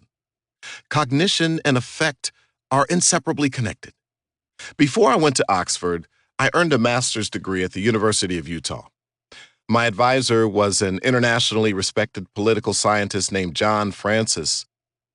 He helped prepare me academically for Oxford by spilling red ink all over my papers. He pushed me, stretched me, and roughed me up. In one class, I became absolutely exasperated because I could never earn an A on a paper. I'd sit down with John in his office and go over his corrections, and every time I'd walk away with lingering frustration, yet loving this man. There was a beautiful weirdness about the process that motivated me to redouble my efforts. He was driving me crazy, but I wasn't disengaging. As he connected with me personally, I gave him permission to push me. Key question. Have you had a teacher in your life that created learner safety and pushed you to a new level of performance? And what did he do in the classroom? He shared power through discussion. He's a brilliant man, but there was little didactic and zero pedantic time in his courses. A traditional lecture is authoritarian. John opted for a more democratic and collaborative approach where we learned together.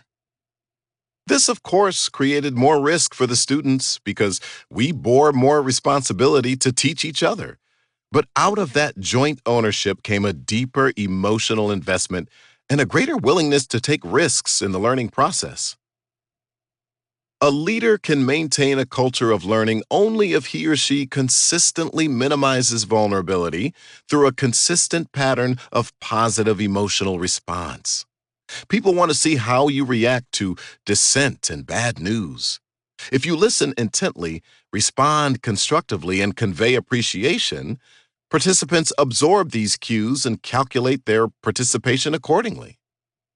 Key concept: the most important signal in granting or withholding learner safety is the leader's emotional response to dissent and bad news. As a teacher, John had mastered the integration of cognitive and affective systems. If you lose emotional engagement, intellectual engagement slows down or may not happen at all. People learn from the people they love more than from the people they don't. Key concept: humans process socially, emotionally, and intellectually at the same time. Learning is not the operation of a detached, dispassionate data center. It's an interplay of the head and the heart. Another witness, and perhaps our biggest proof source for the need for learner safety, is the internet, educational technology, and the democratization of learning. The barriers to learning that have stood resolutely for millennia are coming down. The infinite scalability of the internet allows anyone access to the best content and the best teachers in the world. All you need is a smart device and internet access. As the traditional barriers of access, cost, and quality fall, we should theoretically see a surge in learning across all populations. My daughter can go to Khan Academy for help with linear algebra. My son can watch a brief TED Ed video on the history of cheese. And I can go to edX to watch Michael Sandel teach a course on justice. It costs nothing, and it's on demand. With the internet, you can learn anything you want, anytime you want, any place you want. It's the great equalizer, except for one thing. You need focus and motivation, and therein lies the problem.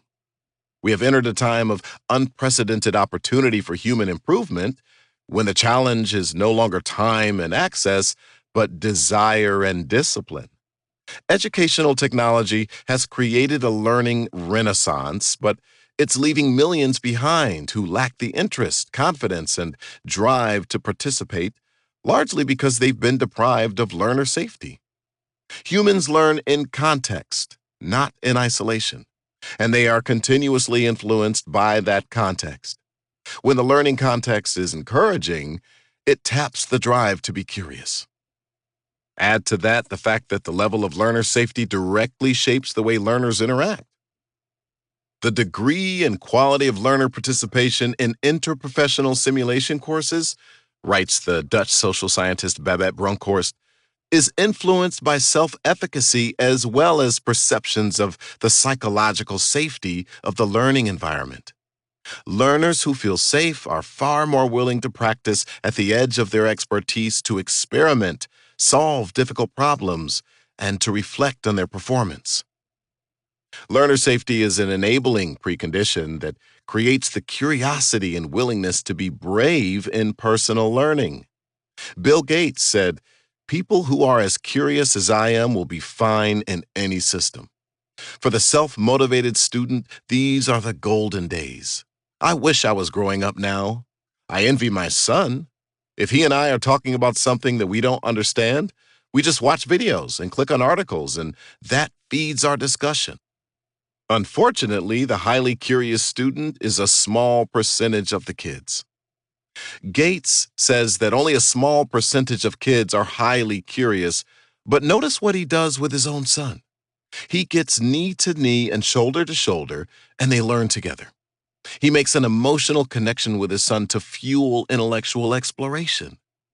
It's amazing how quickly the curiosity and motivation to learn can be kindled when someone creates the nurturing environment of learner safety. Key question: When was the last time you created a nurturing learning environment for another person's curiosity and motivation? Remember that humans instinctively look for learner safety before they engage in the learning process. If you know you're going to be ridiculed if you ask a question, the self censoring instinct will hush that impulse and transition you to a defensive routine. Trusted leaders have security clearance, distrusted leaders are barred entry. When it comes to learner safety, the learner has the final say. Key concept: we guard our social and emotional selves with sophisticated personal surveillance systems. From Tonga to Philadelphia. Consider the story of my college football teammate, Vai Sikahima. His family arrived on American soil from the island nation of Tonga when he was 8 years old. They settled in Mesa, Arizona, where Vai's father found work as a janitor. With no English language programs available at his school, Vai sat in the back of class, listening but not understanding. I felt so vulnerable and threatened, he said, that I wouldn't admit that English was my second language. I was embarrassed by my culture, my language, and even my name. I just wanted a regular name that people could pronounce I wouldn't make fun of. And you have to understand, I was just getting used to wearing shoes. Vai gravitated to sports, such as boxing and football, where his physical gifts brought immediate rewards and defined a path for his social and cultural integration. His parents provided a loving environment, but with limited education themselves and no experience to support him academically, Vai fell seriously behind. Because formal education was uncharted territory, Vai's parents deferred to his high school coaches, who directed him toward athletic scholarships, giving little more than a nod to his studies. Consequently, Vai took most of his high school classes from coaches and carried the high aspiration of maintaining a 2.0 grade point average to keep his eligibility to play football. As each year passed, the academic gap widened, except in one subject, English. Vai had a high school English teacher named Barbara Nielsen. After observing Vai in her class, she immediately noticed his reading, writing, and speaking deficiencies.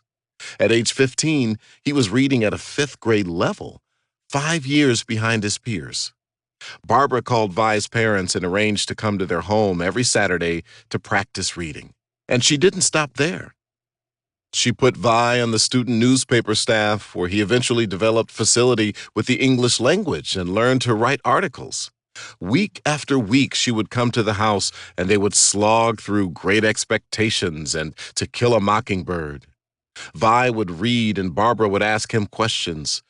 He didn't know it at the time, but the learner safety Barbara created would become a solacing influence and a pivot of change in his life that would sustain his future learning efforts in the years to come. Vai had a 5-year learning gap in reading comprehension at age 15, but he had a much larger gap in math and science. That gap never closed. Meanwhile, he excelled in football and accepted a full-ride NCAA scholarship to Brigham Young University. Vai studied hard, but grit alone could not close the massive learning gap in math and science. Key concept: grit alone will not close a learning gap. Learner safety is essential. After flunking his Physical Science 101 class and doing poorly in other classes, he started to lose confidence. Eventually, he wrote off the possibility of earning a college degree. Instead, he focused on staying eligible to play football by taking a variety of entry-level courses. Before he left BYU, he flunked physical science 5 times and never declared a major course of study. As he put it, "I was just trying to hang on." Vai went on to become the first Tongan American to play in the National Football League, playing on 3 teams during 8 seasons and being twice named to the Pro Bowl as a punt returner. Fast forward 8 years, Vai retires from the NFL and is hired at WCAU, the CBS-owned television station in Philadelphia, to do weekend sports. The station is later sold to NBC, and Vi eventually moves to weekdays and then becomes a morning news anchor and the station's sports director. An NFL pedigree was a nice thing to have, but where and how did Vi learn broadcast journalism? And what gave him the courage to try? The little known secret is what Vi chose to do during his off season. He would go to the local television station and ask to work as an intern. I learned to make coffee, get donuts, and tear scripts. They gave me small opportunities to work on my diction. I had to show people that I'm not above rolling up my sleeves and doing things pro athletes wouldn't normally do. Vi far outlasted the average NFL career of 3.3 years, but knew it would come to an end. With 4 kids and no degree, he also knew that he had to do something to prepare for the future. I had many mentors along the way, but I have to tell you that much of the motivation to learn this business goes all the way back to Mrs. Nielsen. She planted a seed in me when I was 15, and it never died. To tie a bow on his unlikely journey, Vi enrolled at a local community college in Philadelphia and earned an A in Physical Science 101. There is no relation, Stanford's Carol Dweck maintains, between students' abilities or intelligence and the development of mastery-oriented qualities. Some of the very brightest students avoid challenges, dislike effort, and wilt in the face of difficulty. And some of the less bright students are real go-getters, thriving on challenge, persisting intensely when things get difficult, and accomplishing more than you expected. What Dweck doesn't mention is the crucial role the environment plays on all of this. Thus, the social exchange of encouragement for engagement that defines learner safety. I can't say that I know a single person who has overcome the adversities of life without some help. There's always someone who plays a pivotal role, as Mrs. Nielsen did for Vi. In this case, she planted her influence early, and that influence emboldened him to be almost indifferent to failure. A moment's reflection reveals that the true formula for success is to work hard and get help. And where an individual begins life's journey with disadvantages, learner safety can become the great equalizer. Key question. Can you think of a person that played a pivotal role in your life by creating learner safety and believed in your ability to learn?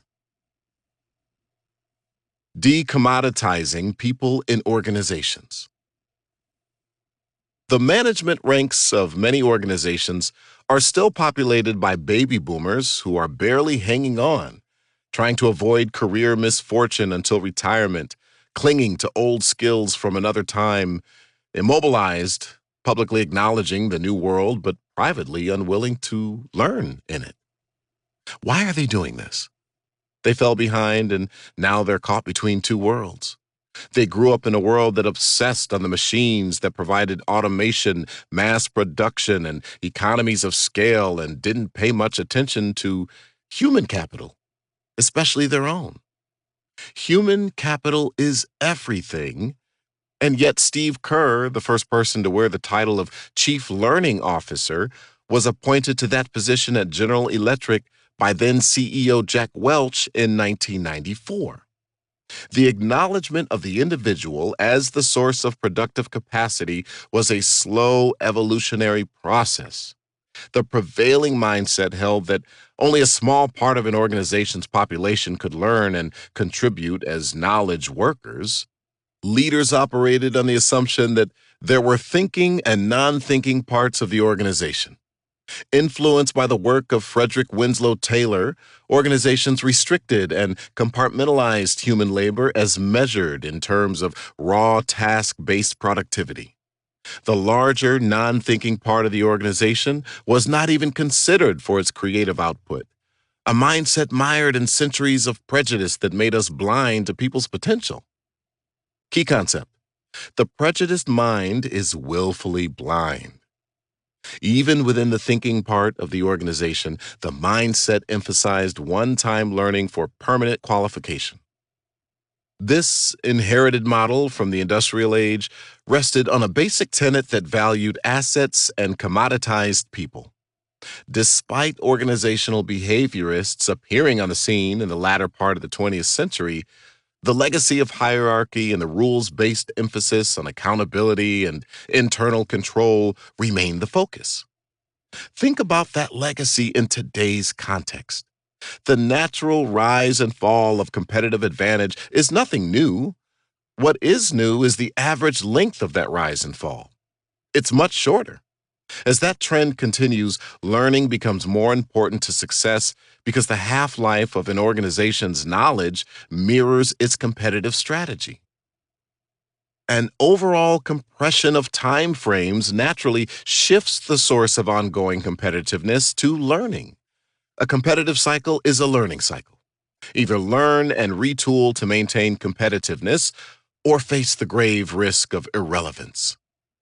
We used to think of learning as discrete and event based, something that was triggered by a problem or question.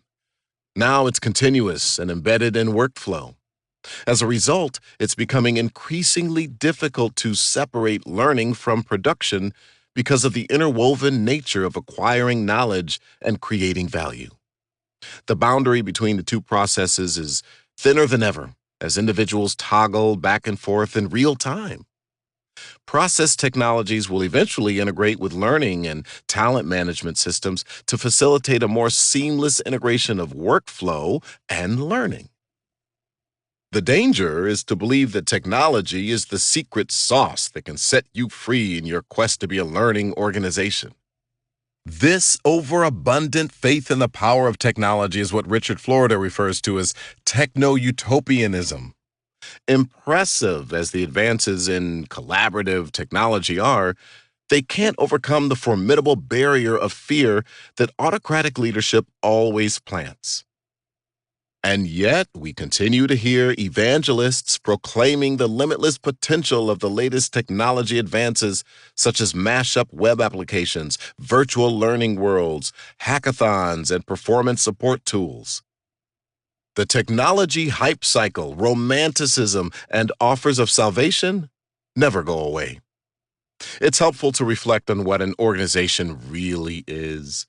There are many definitions, but perhaps the best one for our time was put forward by the education theorist Malcolm Knowles. He invites us to think of an organization as a system of learning as well as production. In our day, organizations literally compete based on their ability to learn. In an unforgiving, hyper-competitive environment, creating an organization that learns at or above the speed of change, the very definition of learning agility, is the central organizational challenge of our time. Peter Drucker coined the term knowledge worker in 1959, and yet we're still trying to break down industrial age orthodoxies. We continue to elevate hardcore authoritarian bosses conditioned in another time and place to lead organizations. The only reason they survive is that their organizations have sources of competitive advantage that compensate for and conceal their liabilities. The increasing demands of a protean organization require a leader to be direction setter, servant, coach, enabler, and facilitator. We see the predominant patterns of leadership continuing their migration from bureaucratic and autocratic to democratic and egalitarian, from task oriented to people oriented, and from directive to facilitative. Not only is this a fundamental change from the leader as oracle model, but it also requires leaders to assume a very different emotional and social posture. Leaders must become comfortable portraying themselves as competent through their ability to learn and adapt rather than their expertise.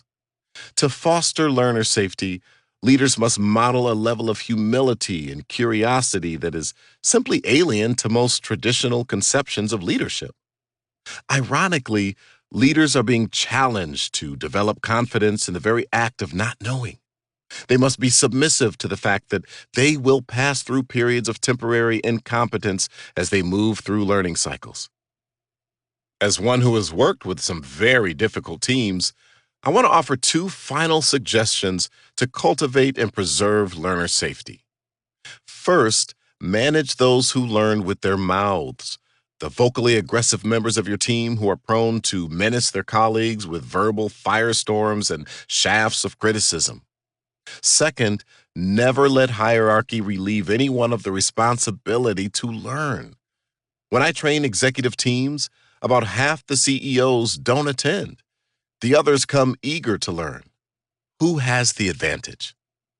Key questions. Do you model the leader as learner or the leader as oracle?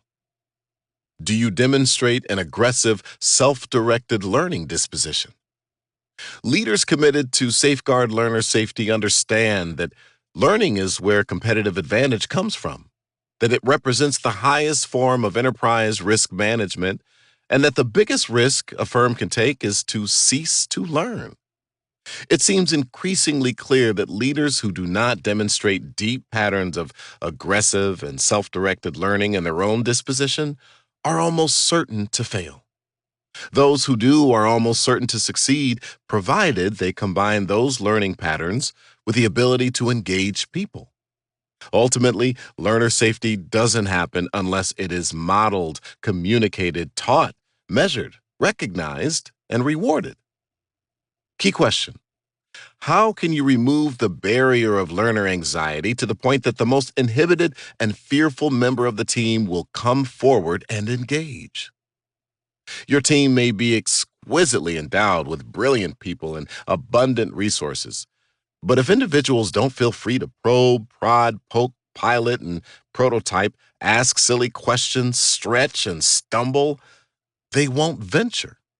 Learner safety is important because it encourages these specific learning behaviors. What's even more impressive is that it can act as an invisible leveling agent to remove the hesitation and reduce the anxiety employees often feel in asking for help from those who could literally terminate their employment. In the end, we each have a choice to cultivate or crush, nurture or neglect, stimulate or stifle learner safety. Stage 3. Contributor safety. I look upon ourselves as partners in all of this, and that each of us contributes and does what he can do best.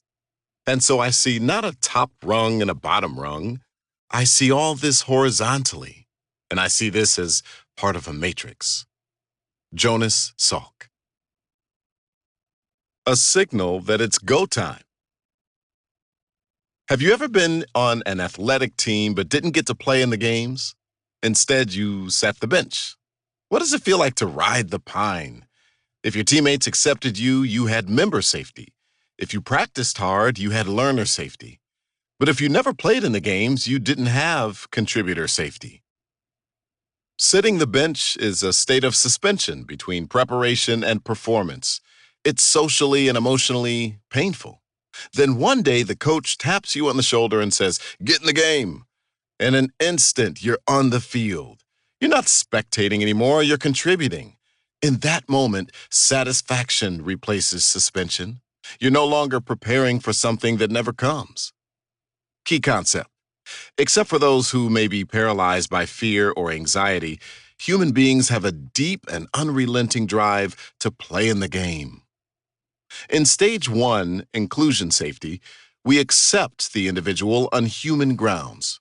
In Stage 2, learner safety, we encourage the individual's learning on human grounds as well, and then encourage that individual to engage in the learning process. But the next stage of psychological safety is not a natural right. Rather, it's an earned privilege based on demonstrated performance. With contributor safety, we provide autonomy in exchange for performance. We will empower you if you can deliver results. Contributor safety marks the end of the apprenticeship and the beginning of solid, self-directed performance. It's time to put something meaningful on the table. The leader grants contributor safety when the individual has the chops to do the job. In business terms, it means the individual is an asset rather than a liability, a net contributor delivering a positive return on investment. The organization grants respect and permission based on the individual's ability to create value. Contributor safety makes greater demands on both parties. This is a mutual investment in which the individual invests effort and skill, and the team invests support, guidance, and direction. When the progression to contributor safety works, the team empowers the individual and says, go do it. Similarly, the individual at this point is now prepared and has developed a greater desire to contribute and says, let me do it. This is the current situation with my son, who recently received his driver's license. He passed the written test and the road test.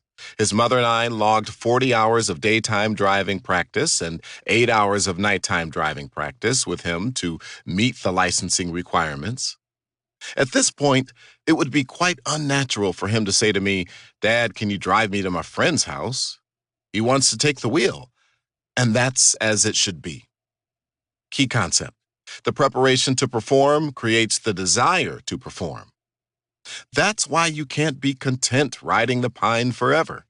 The social exchange in this third stage is guided autonomy for performance.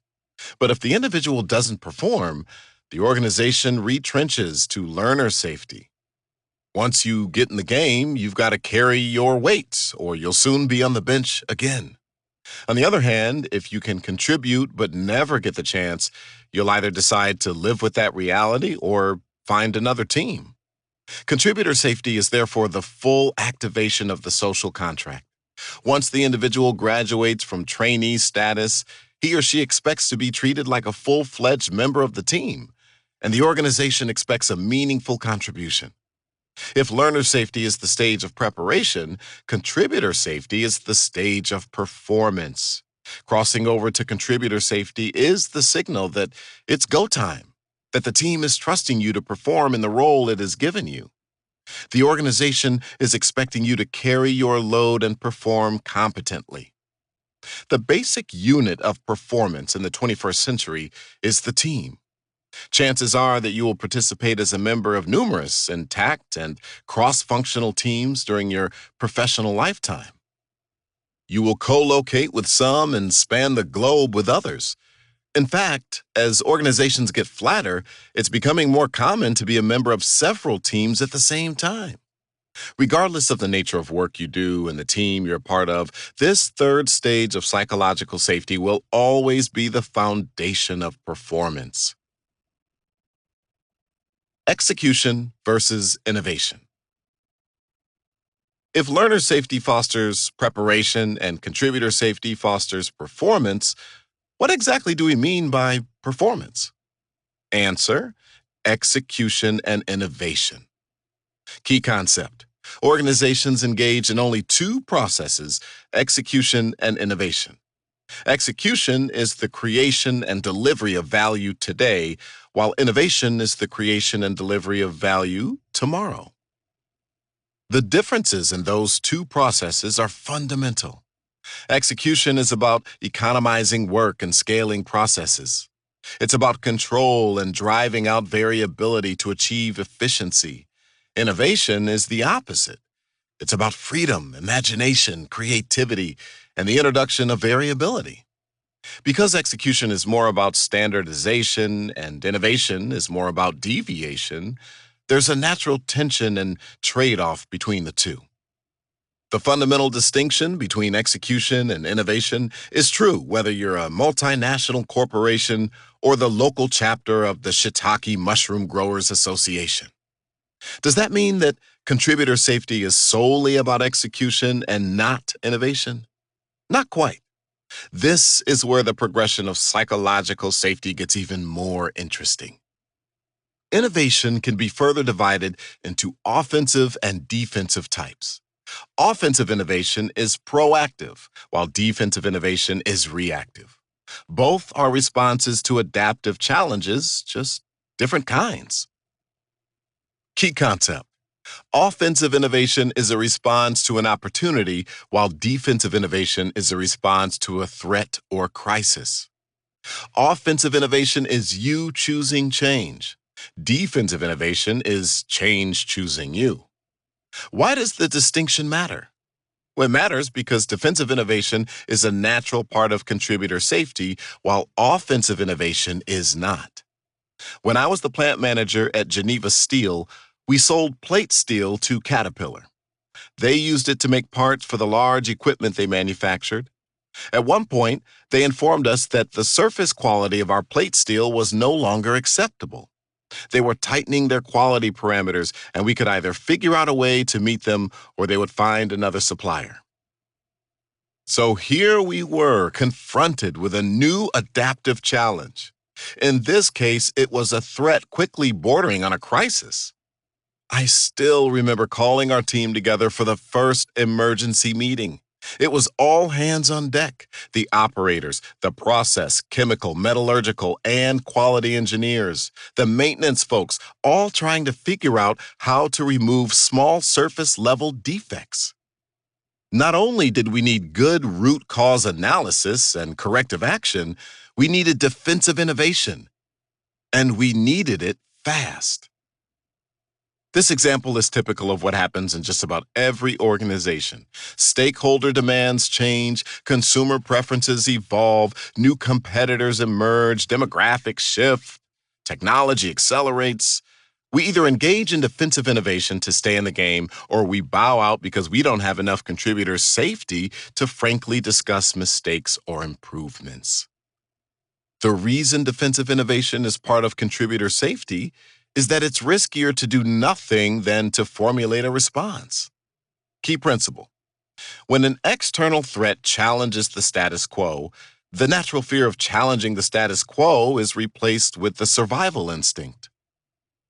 At this point, we want and expect defensive innovation. You're no longer taking a personal risk to challenge the status quo. You can thank an outside force for performing that task for you. In this case, it was Caterpillar, and once they issued the challenge, there was no fear associated with challenging the status quo. Survival was now at stake. For nearly every team or organization that I've observed, this pattern holds true.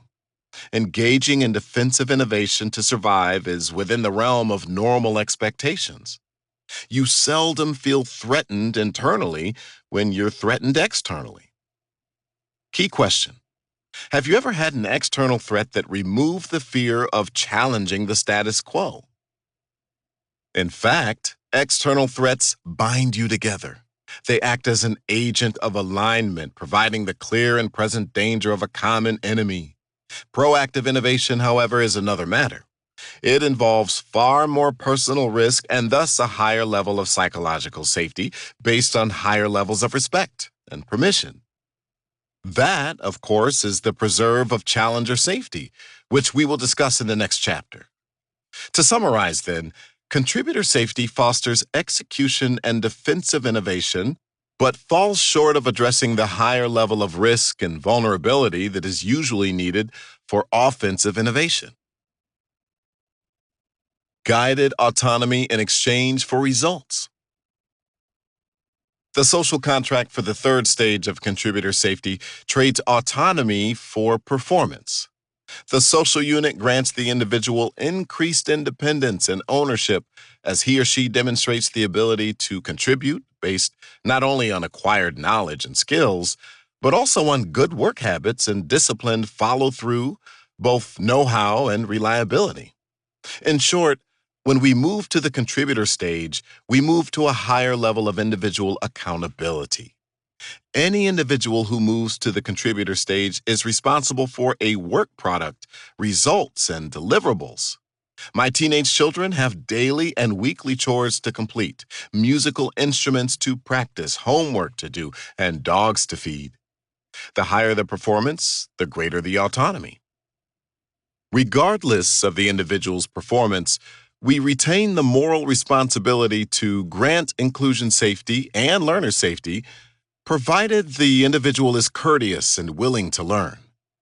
The morality of contributor safety, however, is different because the individual bears a higher responsibility. Contributor safety is a mutual investment by the individual and the social unit, not a natural right, and not something human beings are entitled to by virtue of their human status. You must earn it. And it's an instinct for leaders to grant more autonomy as other human beings under their charge become more self directed and deliver the expected results. My wife and I frequently remind our children that parenting is the gradual transfer of responsibility, and the sooner our children are willing to take it on, the sooner we are willing to give it. Key concept: when you're competent and willing to hold yourself accountable, you're ready to receive contributor safety. With contributor safety, the organization assumes risk on behalf of the individual who is expected to contribute. When something goes wrong, the liability associated with the risk of failure normally falls back on the organization rather than the individual.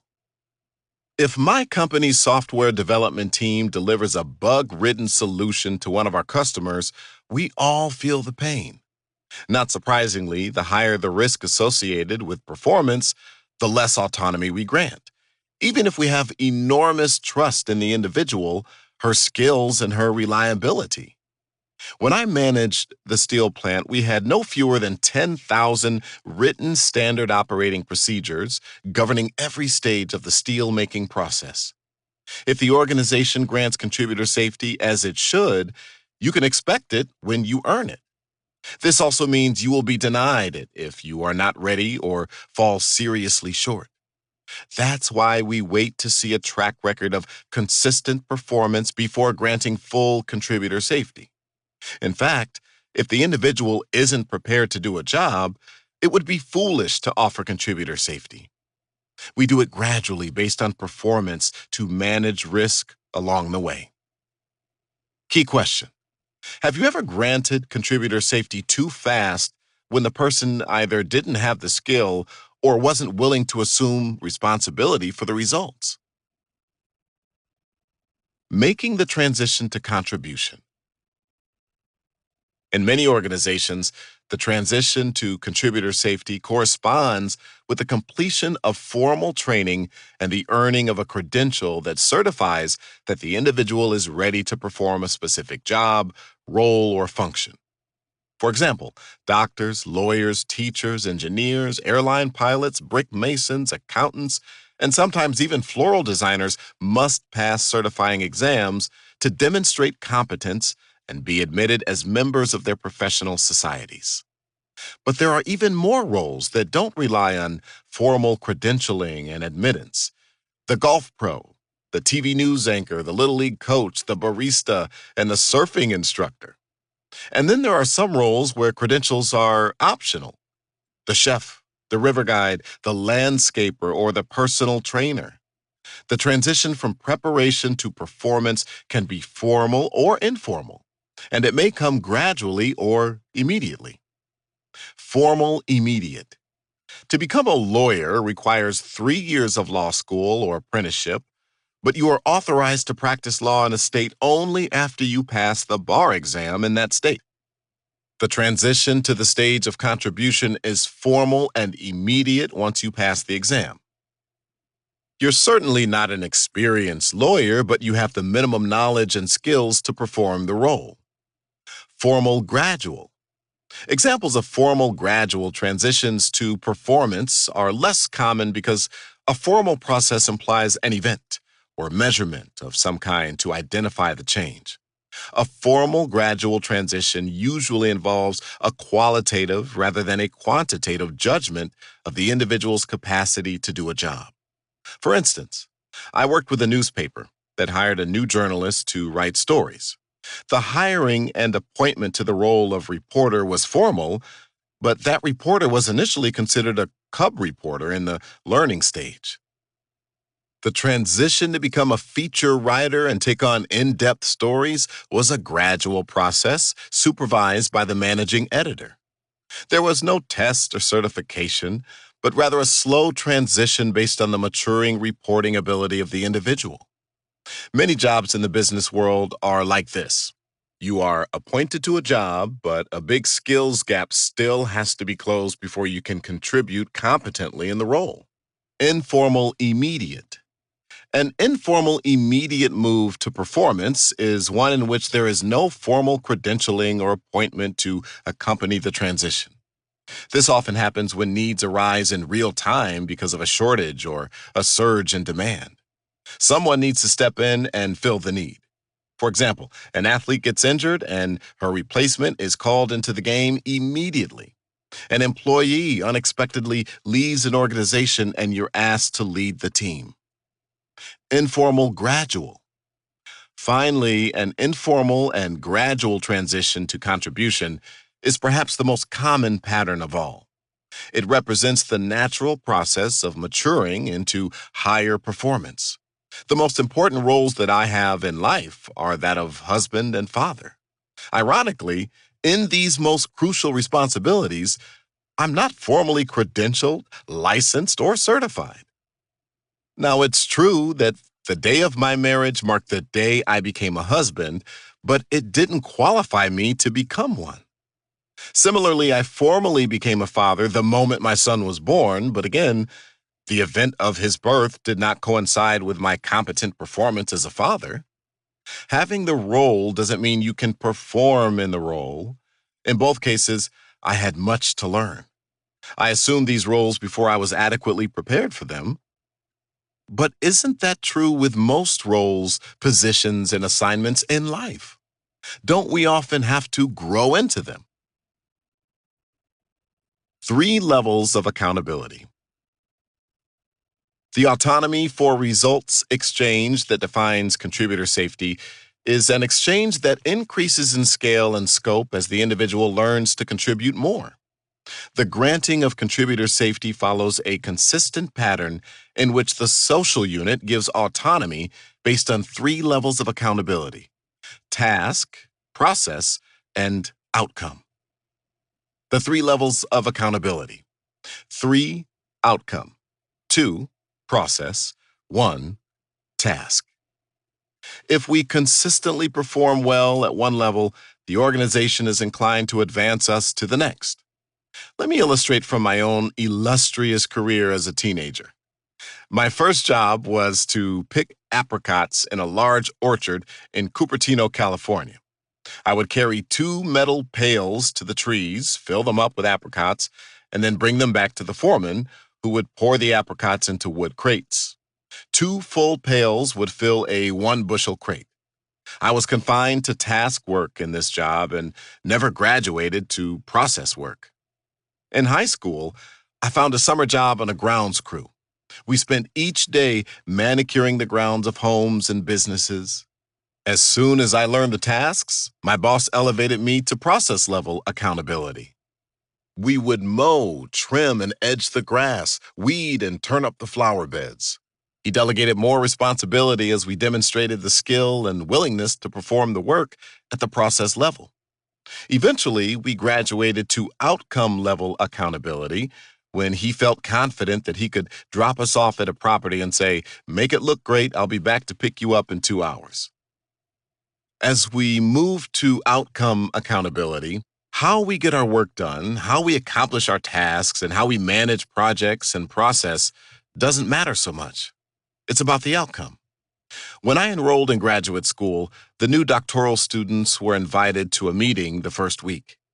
I can still remember listening to the vice chancellor hold forth about the mysteries of this ancient institution.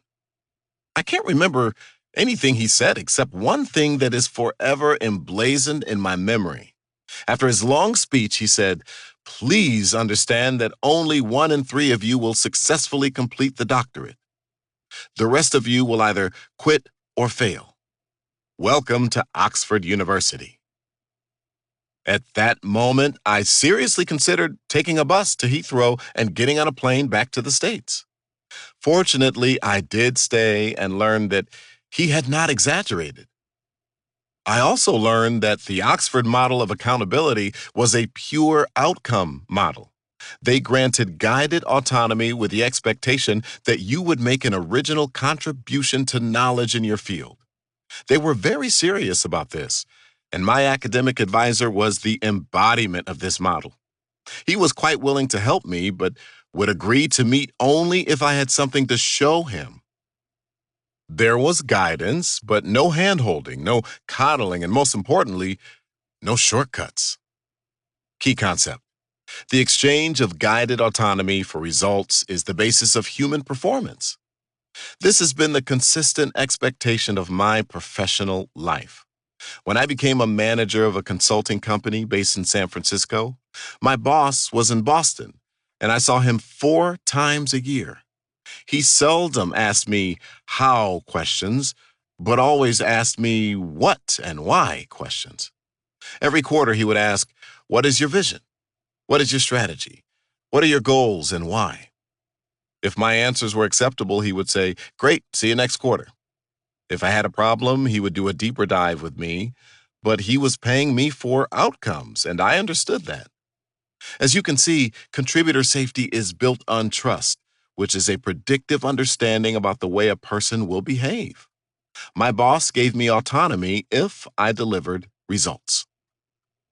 Key questions.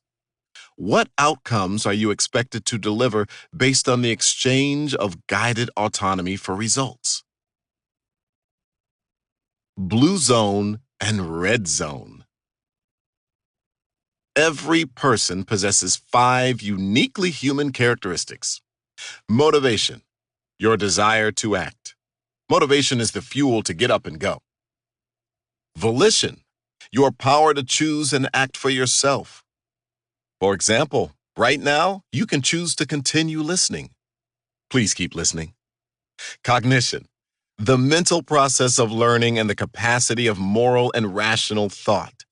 How do we do this? Through our thoughts and the 5 senses. Emotion, your state of feeling. For example, you can feel joy, love, fear, surprise, or anger, which can be caused by your own thoughts and the circumstances you're in.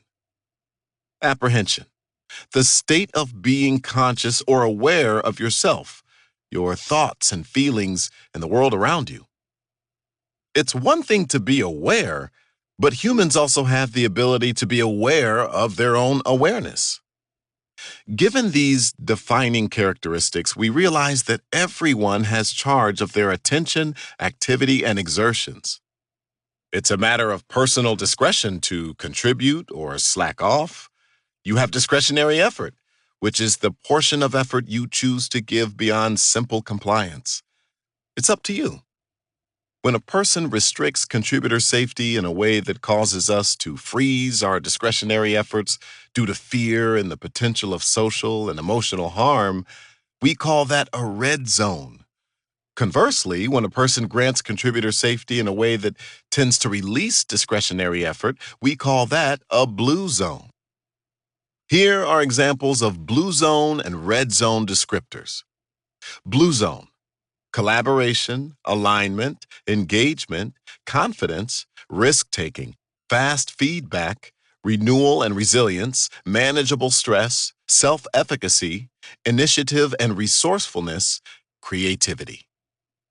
Red zone, competition, fractures, silence, fearfulness, risk aversion, slow and filtered feedback, burnout, debilitating stress, self-sabotage, learned helplessness, compliance.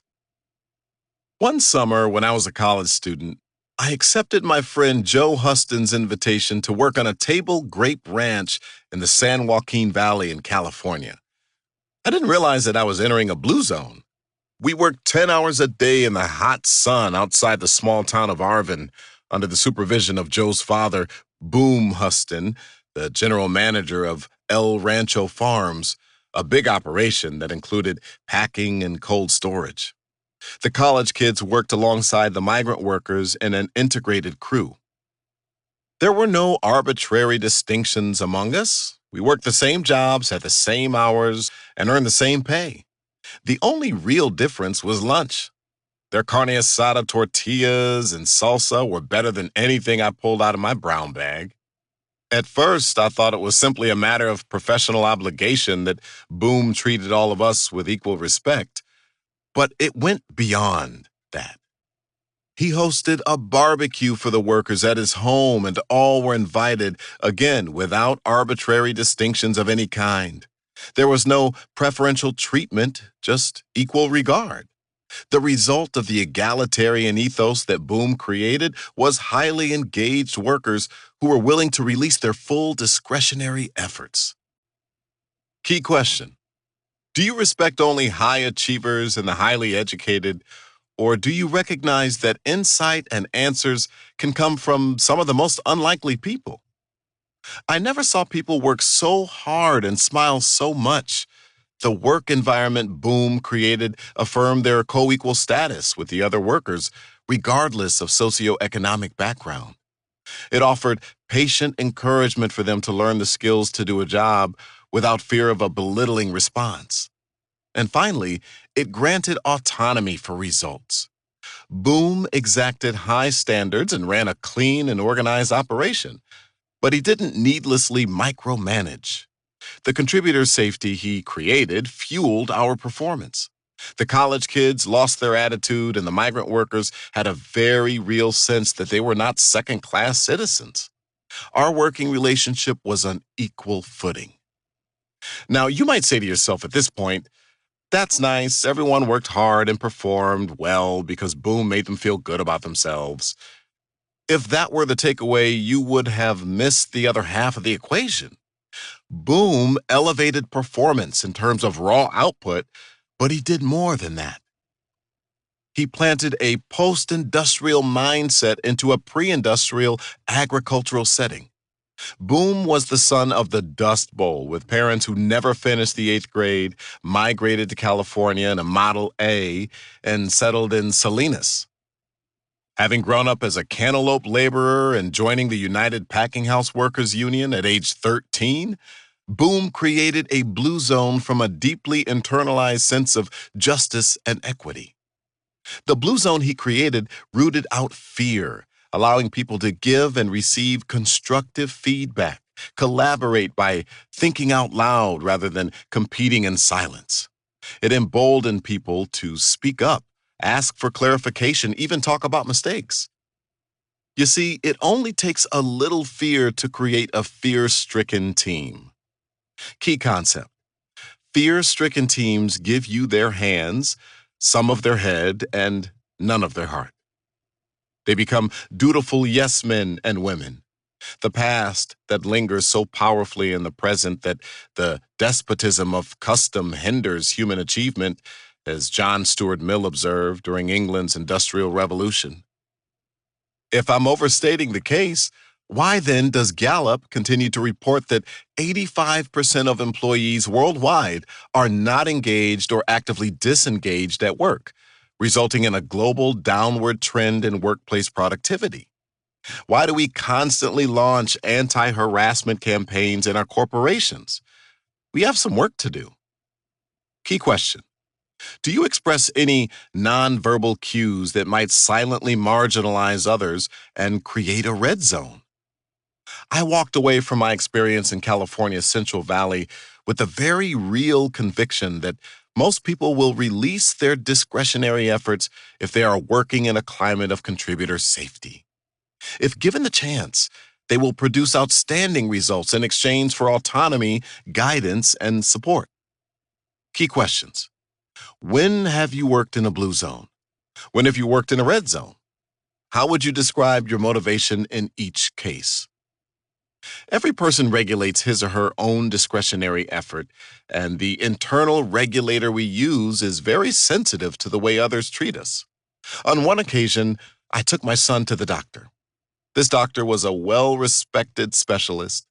He came into the room, didn't make eye contact with us, didn't say hello, didn't even raise his eyes above his clipboard. "Okay, what seems to be the problem?" he asked. He quickly examined my son and wrote a prescription. And then he was gone. As we walked out of the office, my son turned to me and said, "Dad, he's a terrible doctor, and I don't ever want to come back." Turns out his diagnosis and treatment were correct. He was a competent physician, but that's not the whole job, is it? What was my son observing? He was observing human interaction. Why did he have such an allergic reaction to this doctor? His skills were first rate, but his demeanor was either aloof or indifferent. In case you're tempted to dismiss my last example as simply a matter of an introverted personality, which we sometimes use as an excuse for ourselves. Consider two presidents of the United States, George Washington and Abraham Lincoln. They were, by anyone's estimation, incredible leaders who changed the history of the world. But if we take a closer look, we realize that they were miles apart in basic temperament and disposition. Washington had a commanding presence and yet was an awkward speaker. Lincoln, on the other hand, had an awkward presence and was a commanding speaker. Washington was stately, dignified, formal, detached, quiet, and reserved. Lincoln was informal and personable and would lighten the mood with jokes, humor, and storytelling. And yet, despite their big differences in personality, they nurtured contributor safety. They both had the ability to recruit the best people and enlist their highest service, even when those very people were filled with envy and resentment toward them. Let me repeat the point. Don't excuse yourself from the obligation of creating contributor safety because you think you may not possess certain gifts of personality. I had an English teacher in high school, Mr. Westergaard, who I thought was a rather austere man. He never said much, and yet I could sense that he respected me. My advice would be to avoid extremes. If you're Spock-like in demeanor, people won't know you care. If you're effusive, the emotional display can be tiresome. In any situation, we must exercise emotional intelligence by governing our interactions with composure. In the 4th century BC, Aristotle tutored us about the need for this, poise, and moderation. Emotions may be felt both too much and too little, and in both cases, not well. But to feel them at the right times, with reference to the right objects, towards the right people, with the right motive, and in the right way. Be yourself. Just be your best self. Key question. Do you have a clear sense of how your demeanor and behavior are perceived by others? Even if you think you do, ask 5 people who know you well to answer that question. Are you emotionally prepared to create contributor safety? On one occasion, I made what I call a charisma hire. I confused rhetorical talent and showmanship for leadership. I paid the price. Here's how it went down. I had to let a sales manager go and was looking for a replacement. In walked a very experienced, polished, and highly impressive candidate. She was a superstar with the education, drive, and track record, everything that would normally indicate certain success. On top of it all, she had charisma, that ineffable quality that can be so dangerous because it is more stylistic than substantive. It can blind even experienced leaders from asking tough questions about a person's background, experience, and qualifications, turning due diligence into negligence. On this occasion, I became willfully blind. This individual had such a commanding presence and was so utterly convincing in her claim that she could double sales in 2 years that I got sucked in and spent the next 18 months regretting it. The month after I promoted her, I returned to the office where she worked with her team. The office registered a sub-zero temperature. My employees were silent, moved in slow motion, and wore painted smiles. What on earth had happened in the space of 30 days? I started pulling people aside to find out. As one of the employees put it, the reign of terror has begun. Regrettably, while this new executive was incredibly talented, she was not emotionally prepared to create contributor safety. The reality is that whether you're in a leadership role or an individual contributor role, you have the responsibility to help create contributor safety for the team. Ask yourself if you are emotionally prepared to do it. Key question. Can you be genuinely happy for the success of others? The question you should ask yourself is, why anyone would want to be led by you? You can always lay down the law and point out that it's part of the social contract of being a member of this family or this team or this pit crew or this SWAT team or this stage crew. If you pull that card, you're resorting to compliance and confessing your inability to motivate and summon discretionary effort. What about commitment? How do you get people to want to perform? We've been asking that question for millennia, and we know at least one thing: people need contributor safety. I've seen many cases in which a frightening and cruel environment extracted a great deal of labor from people. Yes, but what kind? Mindless labor, resentful labor, low productivity labor? And for how long? I've never seen a toxic work environment produce high performance and sustain it over time. A toxic environment is one in which employees are motivated by personal gain to the point that they engage in mean-spirited comments, unethical behavior, abuse, and bullying. Key concept: a toxic environment shuts down performance because people worry about psychological safety before they worry about performance. If we are prudently managing risk and the individual is capable and doing his or her part, we should grant as much autonomy as we can. But sometimes we don't.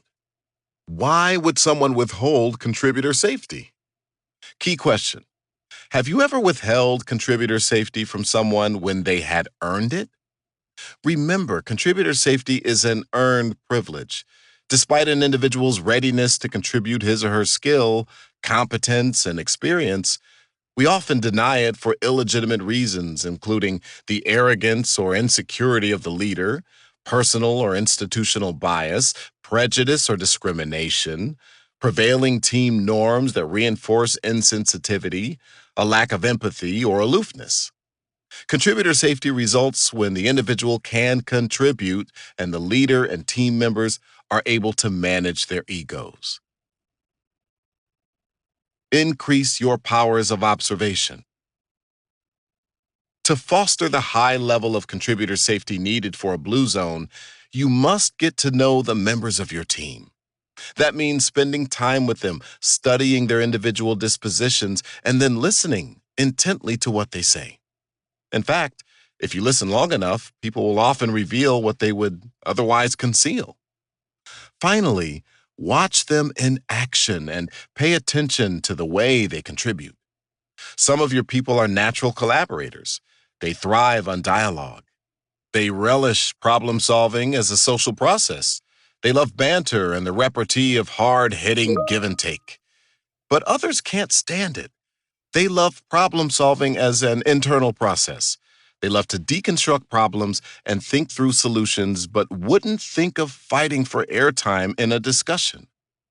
They may be more reflective and solitary, and yet they possess first-rate critical thinking skills. If you as the leader don't develop higher powers of observation, if you don't watch the way everyone responds to social cues, if you think leadership is a performance and you're the show, your tone deafness could deal a fatal blow to your team. Here's a way to run a quick diagnostic to check yourself. Key concept: leaders spend most of their time engaged in inquiry and advocacy. You're either trying to figure something out or you're trying to convince others that you have it figured out. This is largely what leaders do. Obviously, these two things translate into two clear behavioral patterns. When you're engaged in inquiry, when you're trying to figure something out, when you're in discovery mode, what are you doing as you participate in dialogue or discussion? That's right, you're asking questions. On the other hand, if you're engaged in advocacy, trying to influence others toward your point of view, what are you doing? Right again, you're telling. The tell to ask continuum. What's your tell to ask ratio?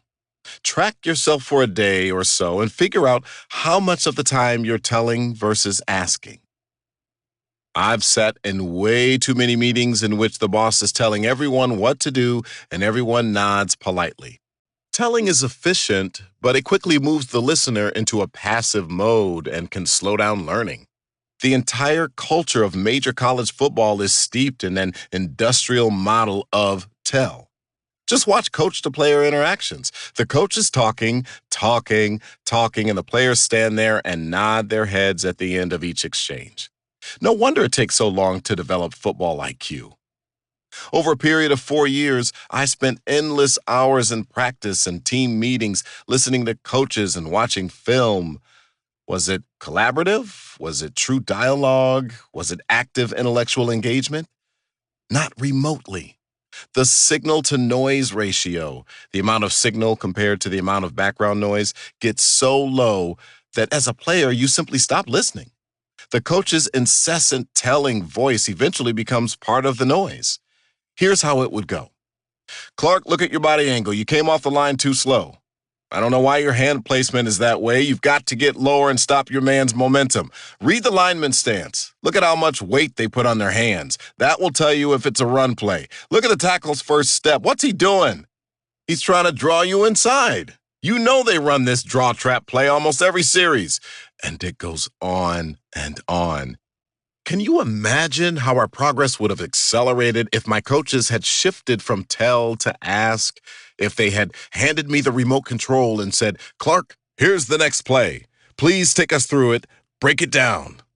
It would have transformed culture and performance. Key concept. A leader's tell to ask ratio shapes the signal to noise ratio for the team. If the leader is telling all the time, that telling becomes noise. Can you see the risk? Some of the most wonderful, kind-hearted people I know are stuck at the tell end of the coaching continuum, and that is the root of their problem.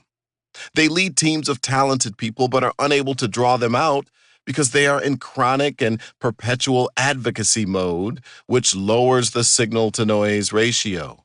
Their voices become noise to their listeners. As I said, some team members are willing to take this on and jump into the fray, and it's all good fun to them. But the quiet, contemplative, introverted, and often brilliant ones take a pass because it's not their natural habitat. Key question. What's your tell to ask ratio? Listen carefully, speak last. I once worked with a group of high-potential leaders at a technology company in Silicon Valley. They had been nominated to participate in a 6-month leadership program to accelerate their development and prepare them for further responsibility. The team I worked with had to work virtually with each other because it consisted of members from nearly every continent. As a capstone to their cohort experience, they were given the assignment to make a major strategic recommendation to the company's executive team. The long-awaited day finally came for the team to make their pitch. The members of the team flew in from their respective office locations a day early to rehearse their presentation. They had worked weekends and made tremendous personal sacrifices to get to this point, and now they were ready to make their pitch. They used every second of the allocated 30 minutes to make a well-researched and beautifully choreographed presentation. The agenda called for 30 minutes of Q&A to follow. Visibly exhausted and yet satisfied with their performance, they turned eagerly to the executive team for feedback. To everyone's amazement, the CEO spoke first. In a monotone voice and no visual display of emotion, he matter-of-factly said he thought the proposal was good, but would cost too much money to pursue. He droned on for 10 minutes about the company's strategy and priorities. Can you guess what happened next? That's right, nothing. The other executives didn't make a peep. The meeting disbanded after the CEO's sermonic performance, and the crestfallen team moved to a neighboring conference room where I spent the next hour helping them de-escalate their anger and frustration. The next week, I debriefed with several of the executives and asked that they let the CEO know that the next time it would be better for him to speak last after the other executives had asked their questions and expressed their views. Key concept. Speaking first when you hold positional power softly censors your team. Not long after, I heard back that the feedback had indeed been delivered to the CEO. Well, the story doesn't end there. We ran the same program the following year. The new team was given the same assignment. They made a similar investment of time and effort and arrived at the appointed day to make their presentation. Following a similarly well vetted and well crafted presentation, the CEO did the very same thing. He shut them down in the first 5 minutes of Q&A. He wasn't rude or mean in what he said or the way he said it, but by virtue of his position, he brought the process to a swift and ignominious end. He was obtuse, insensitive, and self-indulgent. Key question: are you emotionally advanced beyond needing to hear yourself talk? Help others think beyond their roles. One of the most powerful things you can do to engender contributor safety is help the members of your team think beyond their individual roles. Surely you've seen how the boundaries of a person's role tend to confine thinking to the role. We become small and siloed in our perspectives instead of getting up in our hot air balloon to see the whole and how the parts fit together. When people join an organization, they normally join a team that is part of a function or department. And the first thing they do is learn to perform basic tasks that relate to their specific role. If I'm in marketing, I may learn how to launch a Google Ad word campaign. If I'm in accounting, I may learn how to reconcile the inventory. If I'm in purchasing, I may learn how to review a new potential vendor. If I'm in engineering, I may learn how to write code to make our application more mobile compatible. If I'm in sales, I may learn how to give a product demo. You get the picture. The point is that most of us grow up in organizations with a task-based, tactical mindset. We perform our roles and we get good at what we do. But increasingly, especially in highly dynamic environments, the team needs us to contribute in our roles and think beyond our roles. What does this require? It requires that we have both the skill and the will to make that bigger contribution. Here's how the skill side of it normally plays out. One day, the organization taps you on the shoulder and says, "Hey, I need you to think strategically. Go and be strategic." And you say, "That sounds great. How do I do that?" "I'm not sure, but go do it," comes the reply. Sound familiar? This scenario repeats itself over and over in organizations. So let's back up. To think beyond your role, you need both skill and will. I should have said will and skill. The sequence matters. Do you find people attempting to think and contribute beyond their roles if they don't feel confident and safe to at least try? Key concept: before people can get out of their tactical and functional silos to think strategically, they must be liberated by the contributor's safety you give them. I once worked with a gentleman who was the vice president of procurement for a Fortune 500 organization. He lorded over his people as if he were the hereditary monarch and they were peasants.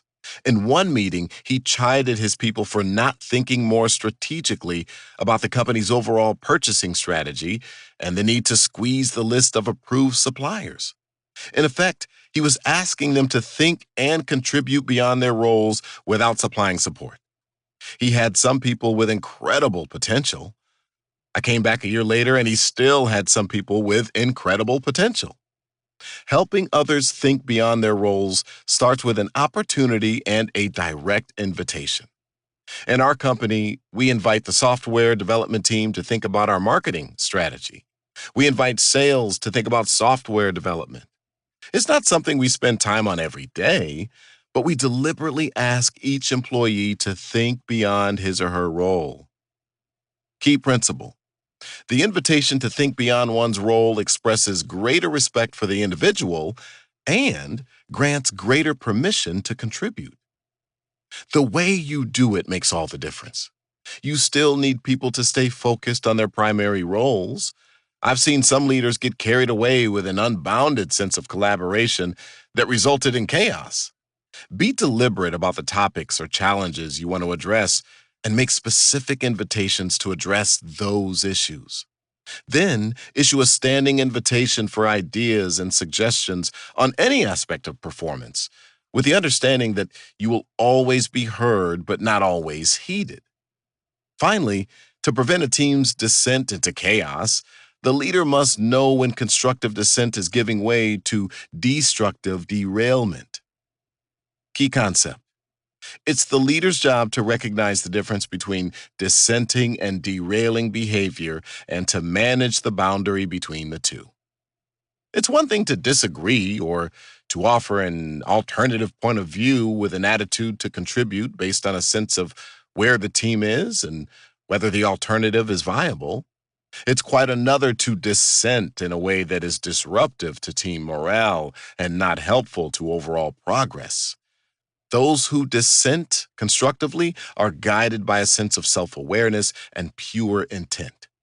Those who dissent destructively are misguided by a personal agenda and a lack of self awareness. Conclusion.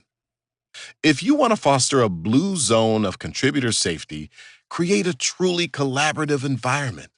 If your style is heavy handed, your communication didactic, and your ego fragile, you will scorch any seedling of contributor safety that's beginning to shoot up. Remember, you set the tone for your team's mode of execution. If you're not a leader by position and must lead by influence only, which is the case for most of us, create contributor safety in the same way. The level of contributor safety in your team is expressed by the invitation to contribute that you extend to each person to jump into action. It's your culture on display and your DNA in action. It's how you give and take, push and pull, talk and listen, question and answer, act and react, analyze and solve. Remember, people want to play in the game.